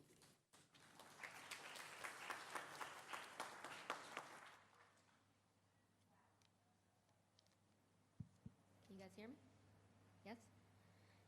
Thank you, Avi. I've had the privilege of seeing you address many different audiences in many different contexts, and it never fails to re-energize me every time I hear how simple and clear your recommendations are,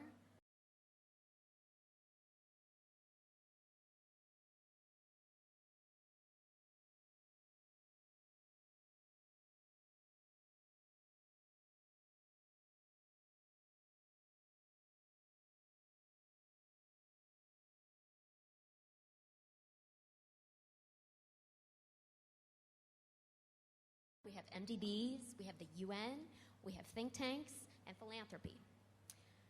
So I think it'll be interesting to see if there is an emerging consensus or commonalities among the recommendations that each of these sector representatives might put forward to the Indian G20 presidency. And my hypothesis is that there will be, in which case that probably means that they're worth paying attention to. So, without further ado, actually let me just touch base on a few logistics. If, in the interest of time, let's keep it to one round of questions for the panelists. But within that, it would be great if each of you can specifically address which recommendations you would put forward to the Indian G20 presidency as the top priorities for them to champion on the financing reform agenda. And if you need to take a bit more time to elaborate within your one round of comments, that's fine. And then we can leave the remaining time to have some more questions from the audience. So let me turn it over to you first, Amar. You've written and spoken extensively on the so-called big push that is needed to invest in global economic recovery and sustainable growth. We're talking in the order of, your estimates are 1.3 trillion per year by 2025 and 3.5 trillion per year by 2030. So clearly that's not the scale of what's flowing right now. What needs to change in the broader global financial architecture to ensure this sufficiency of scale, as well as quality of financing to meet the SDGs and climate action? Thank you, Lily. So great to be in the same podium as you again. I'm here very much because Amitabh and Inam have set a task for themselves on which we collectively owe full throttle support, which is raising ambition in this year, but that extends beyond this year in delivering for both development and climate. And so I'm really privileged that, we are following not the previous panel, following in Avi's footsteps. So I really want to focus on the role of the G20 at this point in time to answer your question. So I think the G20 needs a strong and clear narrative that is owned by you, okay? And from my perspective, what's that narrative? It's that we are at a moment of grave risk, but also of great opportunity. We know that we are facing the most difficult crises that developing countries have faced in pretty much history, but we also know that there will be more crises to come along. So the world of crises are here to stay, and we need an architecture that will respond to it. Second, as we heard from Jeff, we are behind in virtually every SDG, and we are ill-prepared for the development challenges of the next 3 decades, including the demographic transition, where we will add 2 billion people to this planet, all in the developing world other than China.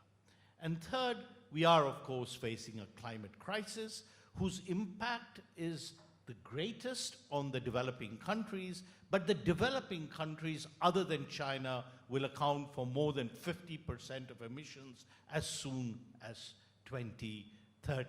Therefore, they are the key to the solution. Acting on it is key to development. So what's the answer?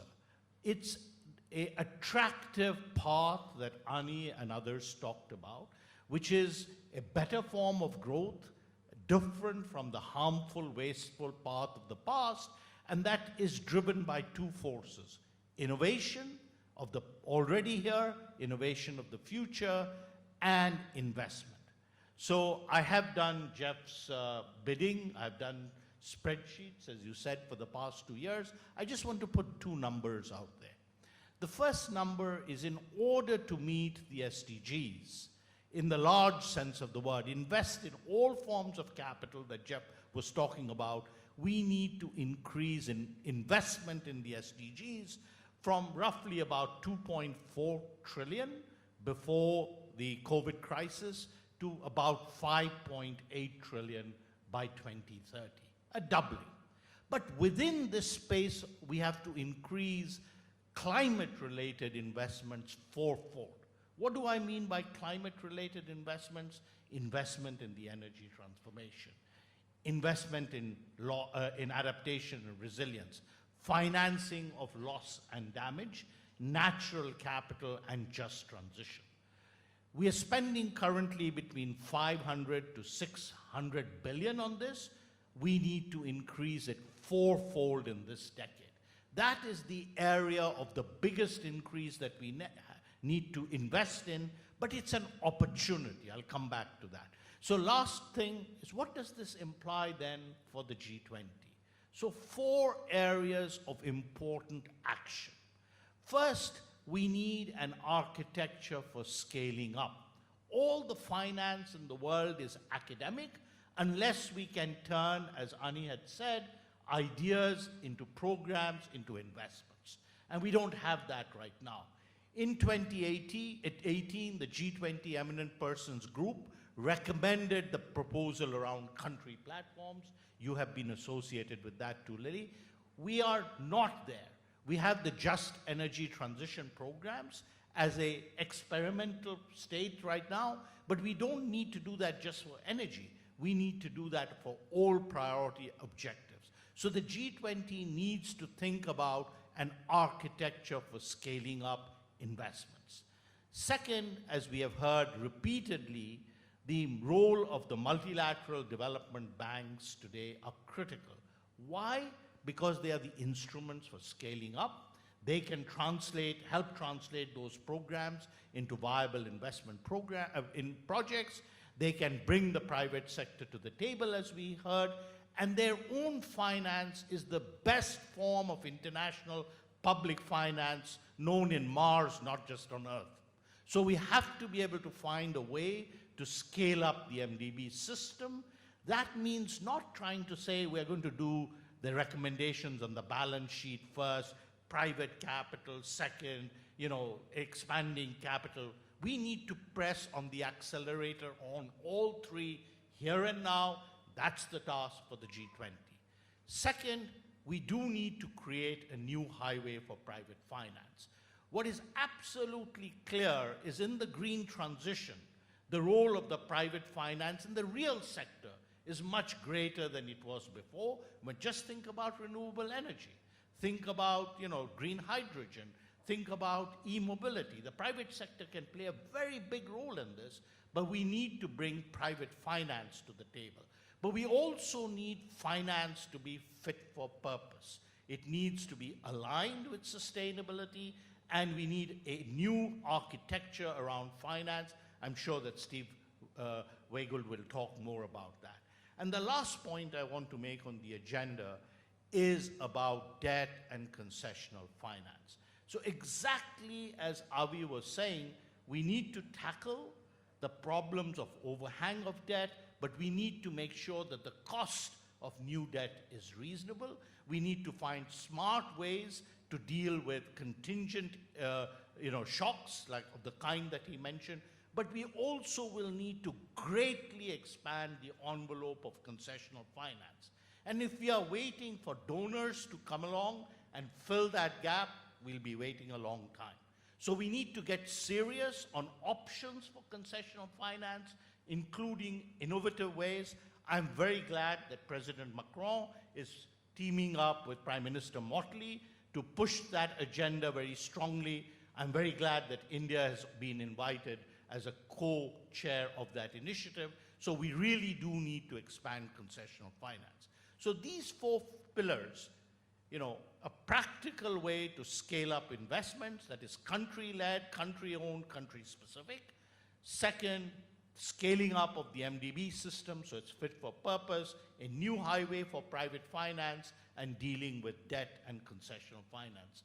That is my agenda for the Indian G20 presidency. That doesn't end with the Indian G20 presidency, and all of you and all of us on this side have to really team up to get the results that Amitabh was talking about. Thank you so much, Amar. Let me turn next to you, George. You're the UNDP's chief economist, and we just heard a pretty compelling vision from fellow economist Jeff Sachs of what's needed, which I think underpins a lot of the so-called SDGs stimulus plan. So can you tell us a little bit more about what the stimulus plan entails? And I understand that there may be some elements of it that are actually feasible within the current global financial architecture, and then, of course, some elements of reform that are called for as well. Thank you. Thank you so much, Lily. I wanted to start by pointing out that what Avinash mentioned is things are achievable within the existing financial architecture, and we need to pinpoint them. We need to find them. We need to pursue them. And I want to talk briefly about that. But then we also have to look at what needs to be reformed. So because there are issues, and I think the Indian presidency with the concept of green development is positioning what needs to be reformed. Let me start with what we think is already within reach. The Secretary General has proposed an SDG stimulus plan.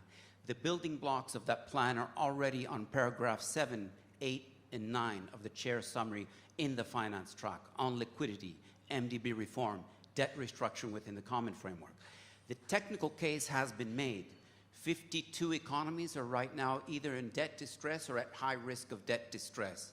That includes debt overhang for many low-income economies, but also many middle-income economies. Together, they're about 3% of global GDP, but account for 50% of global poverty today. That's the size of the problem.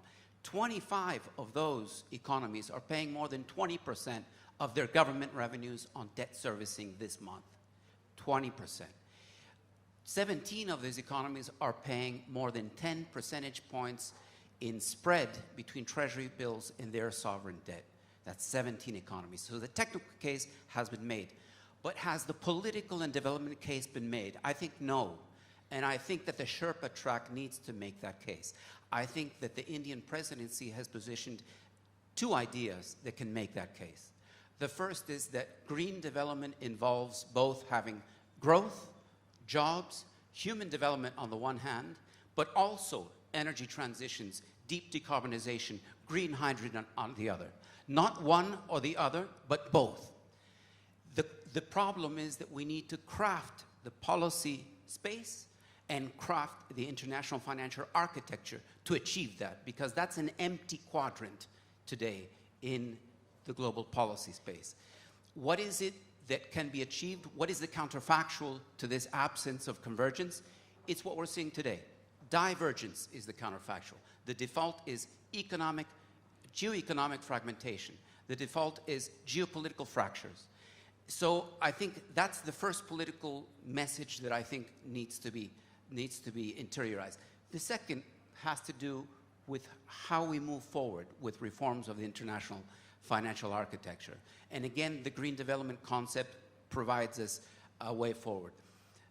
Many of the first movers, the European Union with its Green New Deal and a focus on industrial policy, the United States with the Inflation Reduction Act and its focus on subsidies and tax credits, the Chinese low carbon green economy and circular economy positioning. These three first movers are already telling us something about what green development can look like.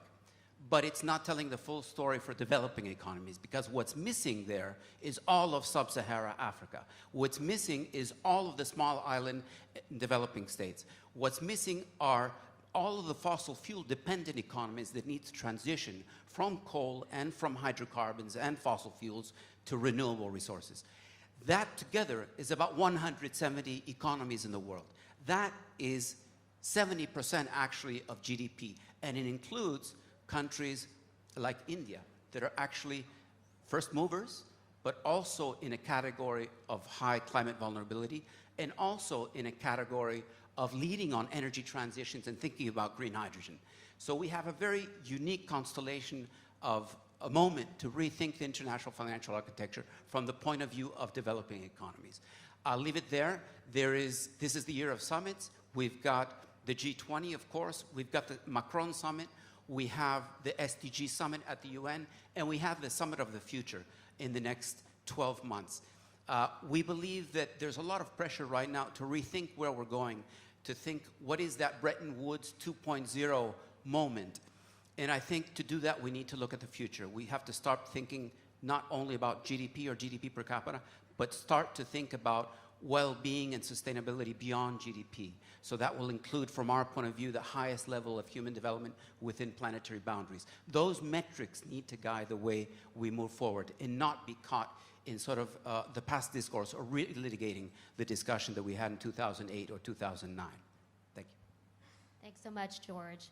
I note many commonalities between the SDG stimulus plan and the Bridgetown agenda, which is no coincidence since about a year or so ago at a pretty pivotal retreat, the UN was standing shoulder to shoulder with the government of Barbados, a number of other governments and civil society to sort of co-develop this agenda and really make that stronger call. And I'm glad that that's brought us here today, some of that work. All right, let's now turn to you, Nina. You are head of the South Asia region for the European Investment Bank. And let me know if I've got this right. A full 90% of your lending portfolio to India is focused on climate action. Is that right? That's absolutely right, yes. All right. Well, so you've definitely identified this as a singular priority for your bank then. So what kind of capital and what kind of access to capital does a country like India need for climate and SDG action?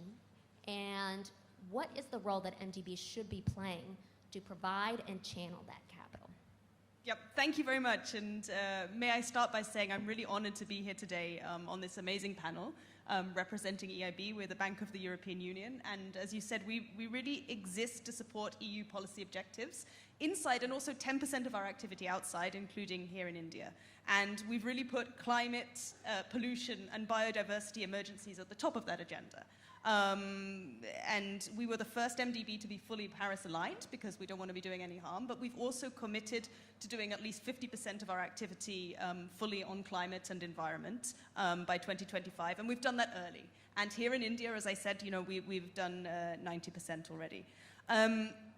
But we're not doing enough, right? And you know, we've heard today that there is so much more to be done. Even in the EU, we carry out an annual investment survey. And we've seen there, my colleagues have been telling me that the pandemic hit investment badly, it hit investment in climate, and it hasn't recovered. We're falling far short of what we need to do. And worryingly, investment in innovation even is still falling. And that's in the EU, that's in Germany. And then we start to think about developing countries. And even India as an emerging economy, we saw the graph that Professor Sachs showed, right? You know, you're facing these huge spreads. And how can we expect these countries to be making these investments, which are really crucial for the future of the world, right? Not just for India. And in their interests, right? These are productive investments. How can we expect these countries to be doing that? How can we support them? And what do we need the G20 Sherpas and others to be pushing for?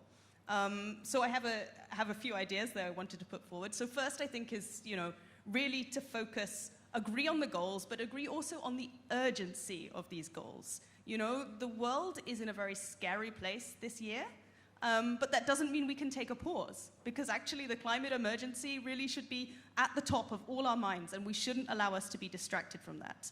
And you know, that's why we've been taking these steps at the EIB, and that's also why, you know, a lot of the words that people were saying today about climate and development. Climate is development. There is, you know, there is no development without thinking about the climate crisis, without thinking about resilience, without thinking about adaptation. And these are things we're trying to take very seriously at EIB. We set ourselves targets for doing more on adaptation because, you know, we're bankers and we also look at these spreadsheets and we don't do anything unless there's a kind of percentage there. But we all need to do more on that, and I think that's something that the G20 Sherpas can play an important role in pushing us towards that. And this is not easy, you know. We're very proud of what we've achieved in becoming Paris aligned, but that was not an easy discussion, particularly during an energy crisis, to say that we're not going to fund any more new gas projects. That was not an easy discussion, but we took that decision because this is something that matters for all of us, and you know, we're happy to see our peers also moving in the same direction with us. But of course, it's not enough. We all need to do more, whether it's 5 times more, 10 times more, you know, whether we're going to do that through SDRs or the callable capital. We're involved in a lot of those debates, and you know, we are there and willing to cooperate. But I wanted to make the point that it's not just about doing more, it's about doing differently. It's about taking calculated risks to get that capital going, to get the projects going in the countries where they need to happen. So yes, India needs capital, right? And where we invest in long maturity projects. So we provide tenors of 20, 25 years to make these productive investments that are really focused on climate. And we bring our technical expertise to make sure that this is done in an environmentally and also socially sustainable way. So I believe that has a very important impact. But we need to be doing more also in lower income economies, right? And this is possible. This is something that we can do. And I always think about the example, we do 90% of our business inside the EU. And when we were hit in the EU by the global financial crisis, the European Commission and the European Investment Bank worked together to create, they called it the European Fund for Strategic Investment. And there, we did more. We were able to have this kind of ramping up of investment, and we were able to push towards riskier segments so that we could support smaller firms, so that we could support innovation. And actually, it's really touching. We found out afterwards, one of the programs we started there was a venture debt program. And one of the firms we supported under that was called BioNTech. We don't want to take a credit for what BioNTech did in the pandemic because our funding actually came a bit later. But I think it shows that these kind of decisions, which were really taken by our shareholders, who are the people who are sat in the G20 meetings, to push us to take those kind of risks because there are these market gaps and the capital is not getting where it needs to go, this has an impact. So I think there's a lot that can be achieved. Of course, lending capacity on its own is not going to take us there. And we're also going to need to do more to get those bankable projects so that it can be absorbed. And this is not just about saying, okay, you know, it's the emerging economies that haven't done their homework, they don't have the projects. This is homework for us to work with them to develop those projects. And that's what we did inside the EU, right? So when we set up this FC fund, we set up technical advisory, we set up, you know, we invested our own people in our own human resources so that we could be there to create these pipelines of projects so that we can then deploy that capital. And this is something that I hope the G20 will also be thinking about. Not that, you know, it's some kind of magic panacea, you know, we pull in this callable capital and everything's going to fall into place, because that's not the case. And then finally, a thing, and I think this is very relevant actually for India, is discussions around common language. And sometimes these seem like very dry and dull discussions, you know, about taxonomy and standards. But these are really, really super important for bringing in private capital as well as bringing in partners like the multilaterals. And that's something that EIB, you know, we're very proud to have been the first to launch green bonds back in 2007. And we've worked very closely with other partners on the kind of standards for those so that it's something that investors can trust, that we don't have this problem with greenwashing. There's still more to do. We're still working on making sure that adaptation is properly taken care of so that investors can come into that, but also other SDGs. So, you know, it's not just about climate. We've been talking about that today, and we need to have similar kind of standards so that people can invest in gender, so that people can invest in education. I'm going to stop there. There's so much more I could and would love to say, but I want to give space to the others. But I really look to the G20 to give us this kind of push on many of these areas I've been talking about. And I think listening to Sri Amitabh Kant today, I think India wants to give that push. And, you know, I'm a born optimist. I hope that a lot will come out of this. Thank you. Thanks so much, Nina. I think when I hear all this talk of, you know, MDB reform and Bretton Woods 2.0, there's a lot of connotation that it's these institutions that are to blame. They're not doing enough. They're too old-fashioned and bureaucratic and not fit for purpose for modern crises. But I think as people like Nina demonstrate, there's a lot of institutional knowledge and appetite for doing a whole lot more in these institutions by the people who actually are on the front lines of development and climate finance and perhaps understand the urgency of these problems more so than many others. And actually, it's not just about reforming the institutions themselves, but also the political will from their shareholders, their governance structure, from political bodies like the G20 that can sort of give that needed push, also give the sufficiency of scale of financing through these institutions that we've talked about so much here. So, with that, let's move on to you, Steve. You're Chief Responsible Investment Officer of the global insurance firm Aviva. you helped to bring us a private sector perspective into this conversation. So from your vantage point, what are the systemic changes that are needed to sort of unleash financial markets for these forces for green development? And what does that approach look like to you? And also, how optimistic are you that we might be able to get there in the time frame that we need? Wow, that's a multi-layered question, Louis, thank you. And I should start by saying what a huge privilege it is to be here. I'm really honored to be sharing this panel with such an august set of leaders in this space, and really honored to have had the invitation. Thank you very much indeed. In terms of my hope, you talked about optimism there. I've worked in this area for about 25 years, and when I say this area, I mean how do you harness private finance to deliver a just and smooth transition? That's roughly what I've been looking at for the last 25 years. And I've never had more hope, actually, than I have today. And I know that's odd, given we've just had the IPCC's summary of their sixth assessment. But the reason why I say that is because conversations like this are taking place, which just didn't exist even 3 years ago, and certainly not 25 years ago when I started. There are more finance ministers now talking about this, more central bank governors, and it's they that need to harness markets. So the fact that they're recognizing the concern is the single biggest fact that gives me hope. Now, probably the most important fact I can share with you, and then I'm going to give 3 recommendations. But the most important fact is you may have been lulled into a sense of security, actually. You've heard about 1.1 degrees, 1.5 degrees.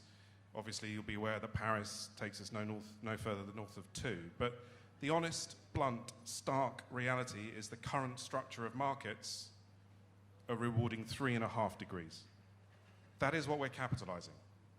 If you look at the implied temperature change of most developed countries, the proven and probable reserves of the fossil fuel sector take us to north of 3 degrees. And it pays those companies to extract at that rate because of that fact. So in other words, the Paris Agreement is a political ambition. It is not a reality in the markets today. Far, far from it. North of 3 degrees, as you all know, sees hundreds of millions of people, if not billions of people, migrating by the end of the century. That is the blunt, stark reality which the gentleman from WRI was so clear about. Absolutely true. So the private sector is beginning to wake up to that. Private finance, particularly, but only just beginning to wake up to that.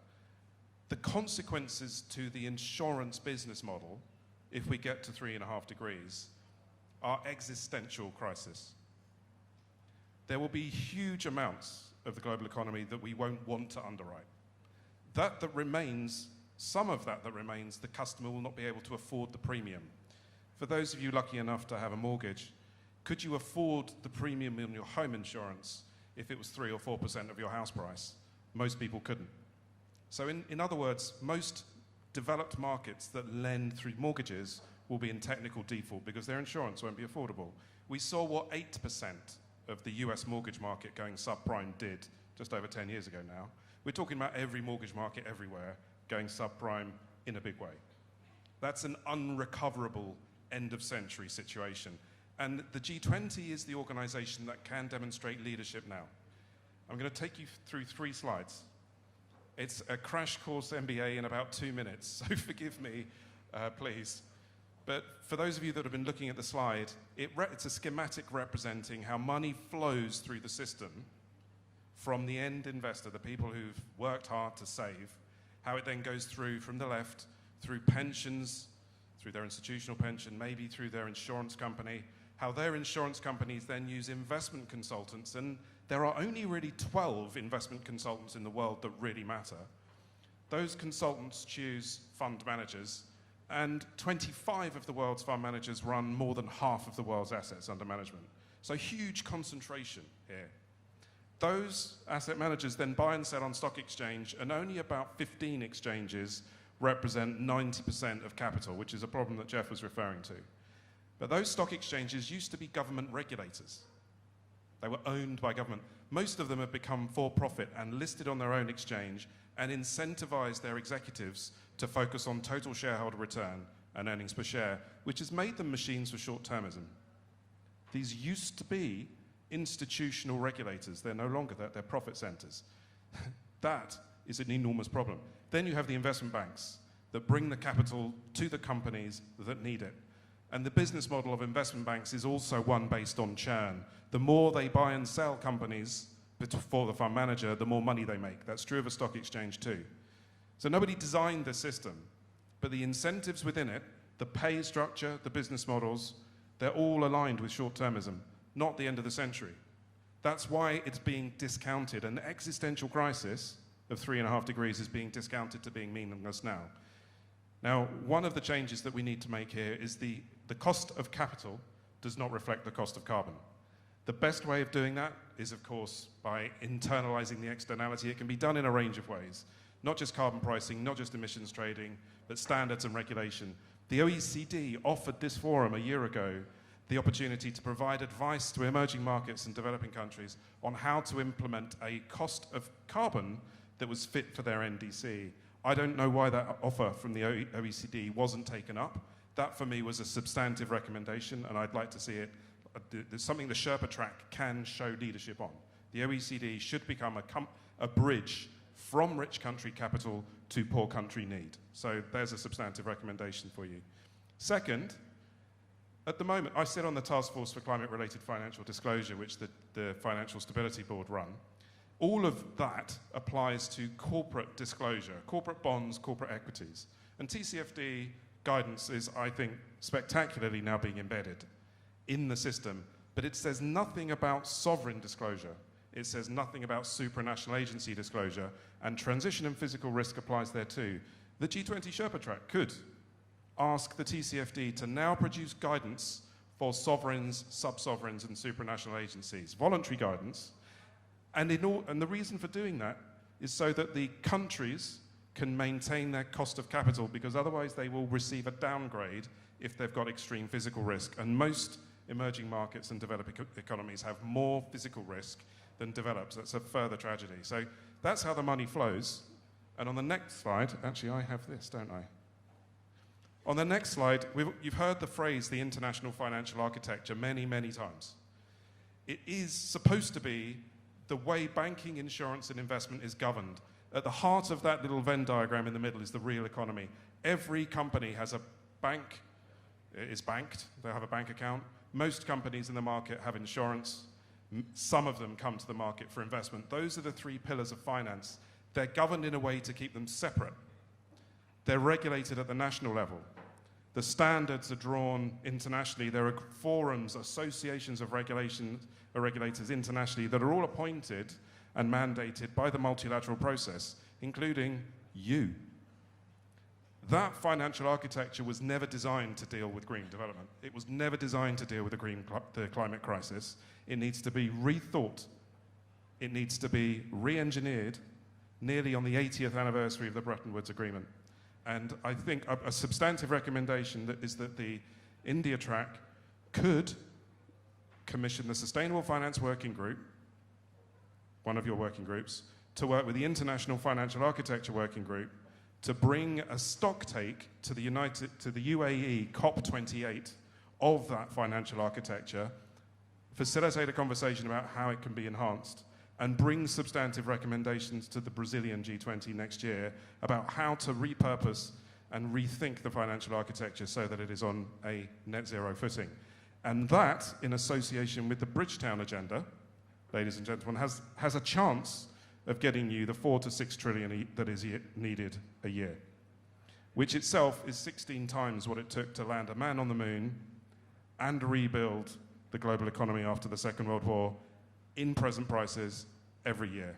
It's an enormous amount of money. Where is the plan? Where is the organization that owns the plan? It is astonishing fact. We had the Apollo program and the Marshall Plan. Where's the equivalent to raise 4 to 6 trillion a year? Thank you very much indeed for the time. Wonderful. Thank you so much, Steve. I mean, as I'm fearlessly taking notes here, I definitely recognize a lot of commonalities and synchronicities between all of these agendas. I hear liquidity, I hear debt relief and reform, I hear a call for scale in many different ways, a call for looking at the MDBs and other IFIs and institutions and what they can be do to channel finance.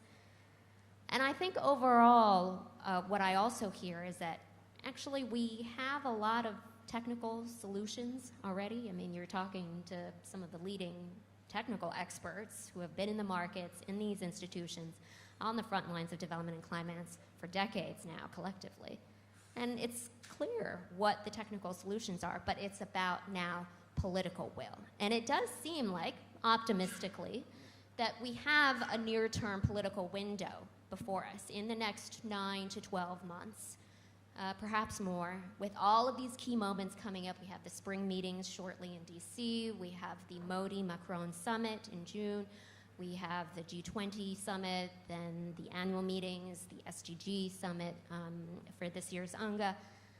We have COP, we have potentially some kind of Bretton Woods 80 moment next year, right? I mean, this is perhaps an unprecedented period in the history of sort of development finance, of political attention on some of this reform agenda. So let's not waste this window of opportunity, I suppose, is the one final call from me, hopefully on behalf of all the panelists here.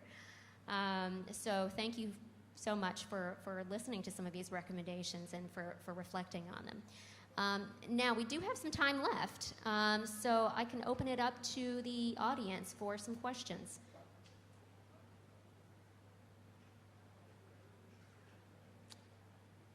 Do we have anyone interested?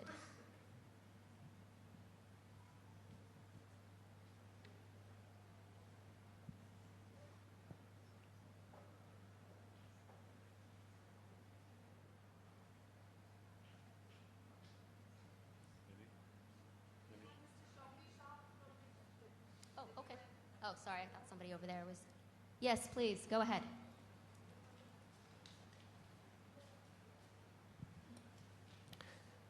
Thank you very much, Sean Bishop, UN Resident Coordinator. And first of all, let me just say it's a real honor for us to work with the G20 Presidency of India, Sherpa Track, and ORF on helping to make these panels possible. But I just thought maybe to ask a question to whoever might like to answer, looking at a slightly different approach to galvanizing incentives. And that is the recent discussion in the General Assembly about an advisory position to the International Court of Justice on the obligations of states in respect of climate change. So the legal obligation. Just wondering if any of the panelists have any thoughts on that direction. Thank you. Any takers? I'm just a bank. Avi, go ahead. So I think that it's, we need a broad front of approaches, and I think that is useful. But I think we've got to recognize that countries are coming from different places, and countries have different abilities.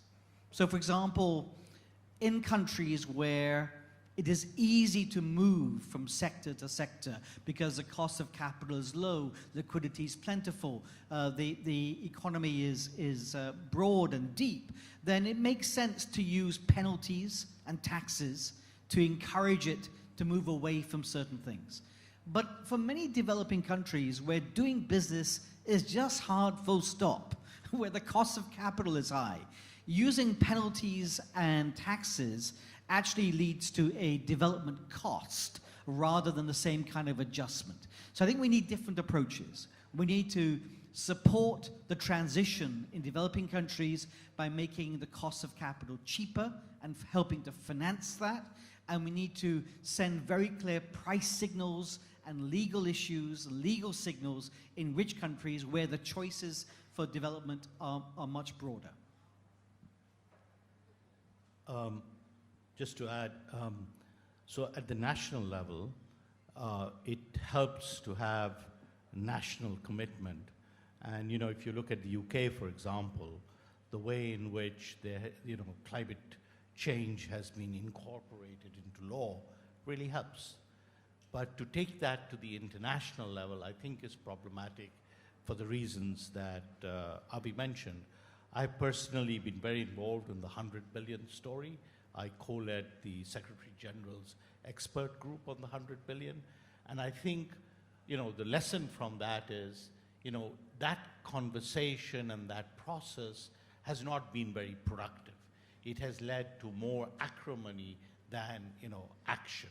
So I think we have to pursue, as Avi said, all approaches. Yes, hold donors and countries to account, but also take the options that really produce results, which means volume, the kind of tenor that Jeff Sachs was talking about, and for developing countries, very crucially, the cost of capital. So we really need to pursue an all-of-the-above approach, but I don't think we will get a solution if we go international law on this. We have to actually work at it with a spirit of collaboration, cooperation, and possibilities. Yes, please.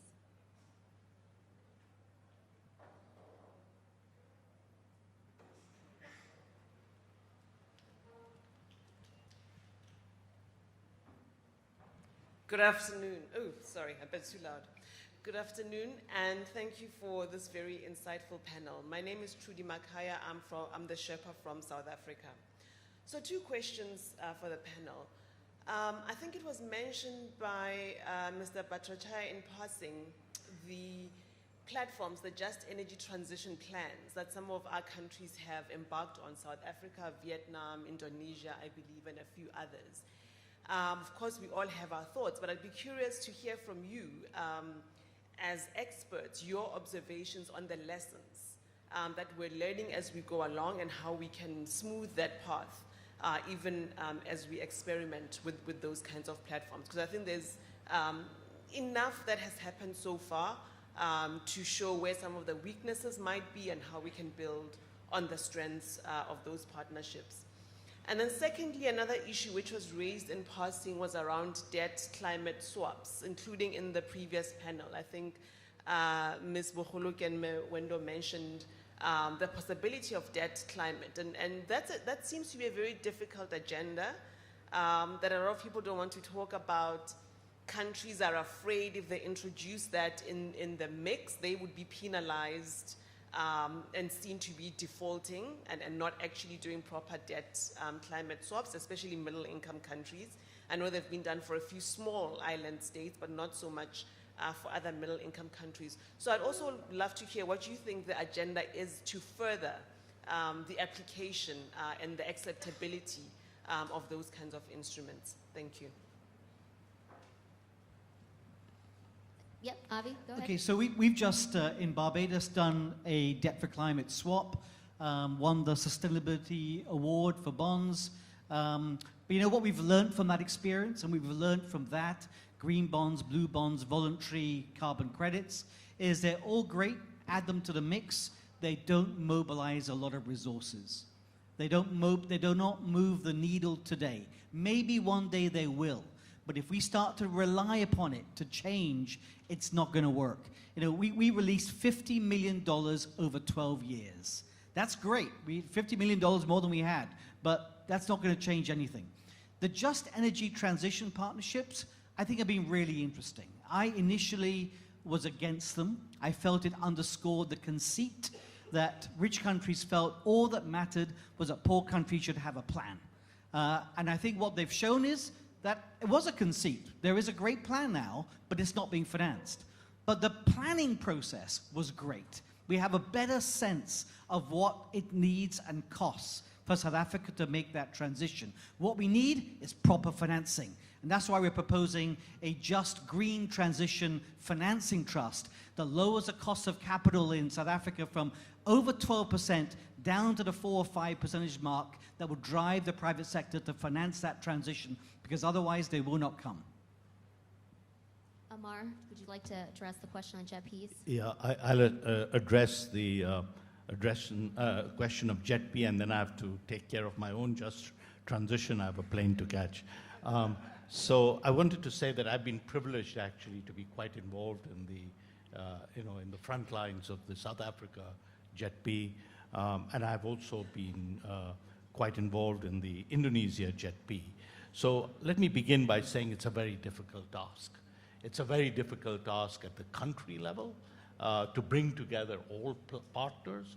South Africa, through the Presidential Commission, has done an incredible job, but it has been difficult, and the task still remains.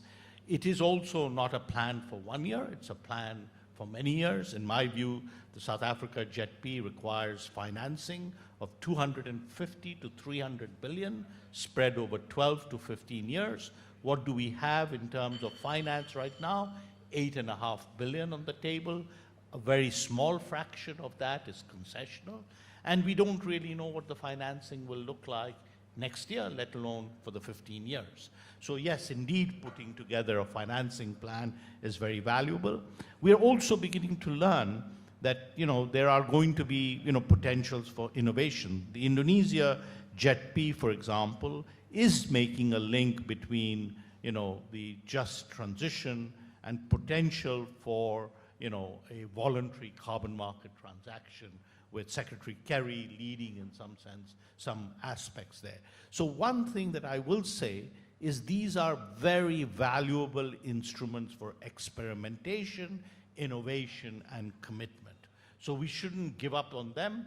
I would like to see a just transition for adaptation. I would like to see a just transition for nature. So we shouldn't just stop with the energy transition. This is something where scaling up, as was mentioned by many panelists before, really needs to be taken to all priority objectives. And with that, if I may be excused, Lily, thank you. Thanks so much, Amar, and good luck catching your flight. Nina, why don't I turn to you next for some of these thoughts? Thank you. I just wanted to respond on the just energy transition because I know EIB has been quite involved in South Africa. And I think I agree with some of the other participants, notably Bogdano was saying, I don't know that transition is the right term, and I don't know that the debate has been framed in necessarily the best way. But I think that it has become something that's a very useful tool for us as a financier. Because actually what we want to do, what I think our job is as a financier, is to give an offer. So, under the EU's Global Gateway Initiative, we want to be there and we want to say, this just energy transition plan that you have, that you want to do, this is something that's also helping us, and therefore, this is what we can offer to support that. And that needs to be a good package. It needs to be a package that combines the technical as well as the financial. Also, technology needs to be in there. And I think it's something, by having those needs laid out there, it can push us to make that offer better, right? To make it something attractive that our clients actually are going to want to take up. So I think, it's something that we can build on. And yeah, I think it can also be, this kind of thinking can be extended to other sectors and other needs. Yes, go ahead, George. Just maybe on the question of debt, I think I agree with Avi. When we think about the debt for nature experiences, the swap experiences, they're usually localized and small scale. But there is a scenario in which this could be scalable. And as we look at the common framework and some of the limitations of what's going on and how to bring in private creditors and how to bring in non-traditional creditors and how to broker a deal, many of missing instruments include the potential for a debt swap, whether it's a Brady Bond 2.0 type of swap that would ensure that private creditors get 70 cents on the dollar, say, when they're trading at 50 cents on the dollar right now, so they would make a profit, if you will. But what would make a Brady Bond palatable for the G7 or for non-traditional donors, including China? Perhaps the link to climate, if they could count the emissions for those G7 plus China countries. So that's the kind of conversation which could lead to a different type of deal, a deal for 30, for 40, for 50 countries. And that's actually coming up in a couple of papers from the UN, but also from the IFIs in the next few weeks. Thank you. Excellent. And with that, I think we're at time. So thank you again to all the speakers and panelists, and thank you all.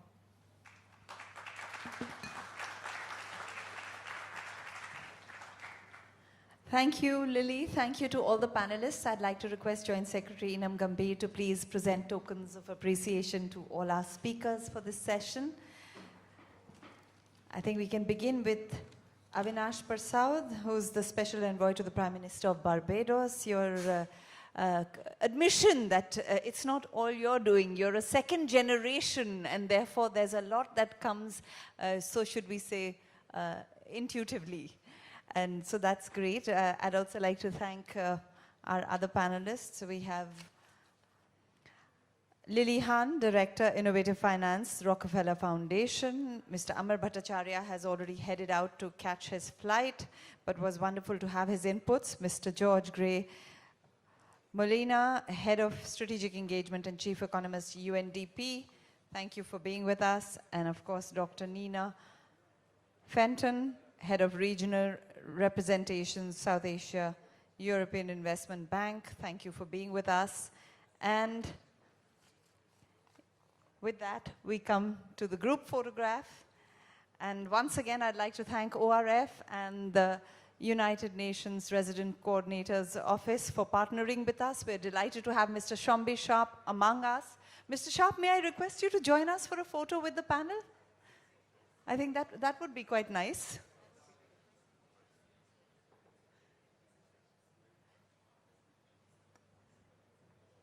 Radhika?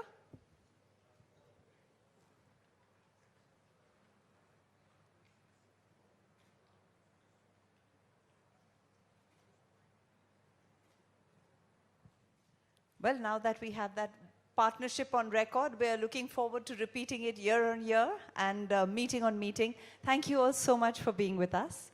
And now I'd like to hand over to the Joint Secretary to present the vote of thanks.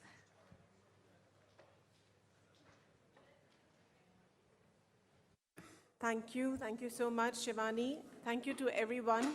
Well, I think it's very hard to find words to summarize what we have discussed today. The amazing discussions that we had. So I think I would just not attempt at summarizing, but just thank very much our panelists for their passion, for their work. I think it's been really, really amazing. On behalf of Sherpa, thank you everyone for being here with us today. Colleagues, we did hear that the challenges that developing countries are facing are indeed unprecedented. If you were to think of any time in history where a country did poverty alleviation, dealt with climate risks, global uncertainties, dealt with transitions, which creates its own chaos, and became a developed nation, well, that has never happened in the history of the world. So we are indeed embarking on a path where developing countries are to do all of these things at the same time. So the challenge, the task is enormous, so has to be our ambition, and that's why we have, as a president of the G20, chosen ambitious priorities. Now, on the question of how to do it, I think some of our speakers have said, so I will just take from their words, we have to tread the space in between the binaries. The binaries between climate and development, growth and sustainability, several binaries that we heard today. Between agreement and disagreement, that's something that we also are in the middle of in the world as we speak. So I think it's very important to also understand that the panelists also spoke about it, from the examples of Indian mythological examples and stories. Well, for those who know India and who know Indians, they know that historically and mythologically, we are very comfortable and familiar in treading the space between binaries. So on that path, as we go with our G20 partners, we aim to find consensus exactly in those spaces, the in-between spaces. Usually I would say, let's put our pen to paper, but as Jeff has said, let's get back to the Excel sheet. So thank you very much, and thanks for being here today. Let me also take this opportunity to call the MC on the stage and thank her for her contribution today, and also give her a moment of our appreciation.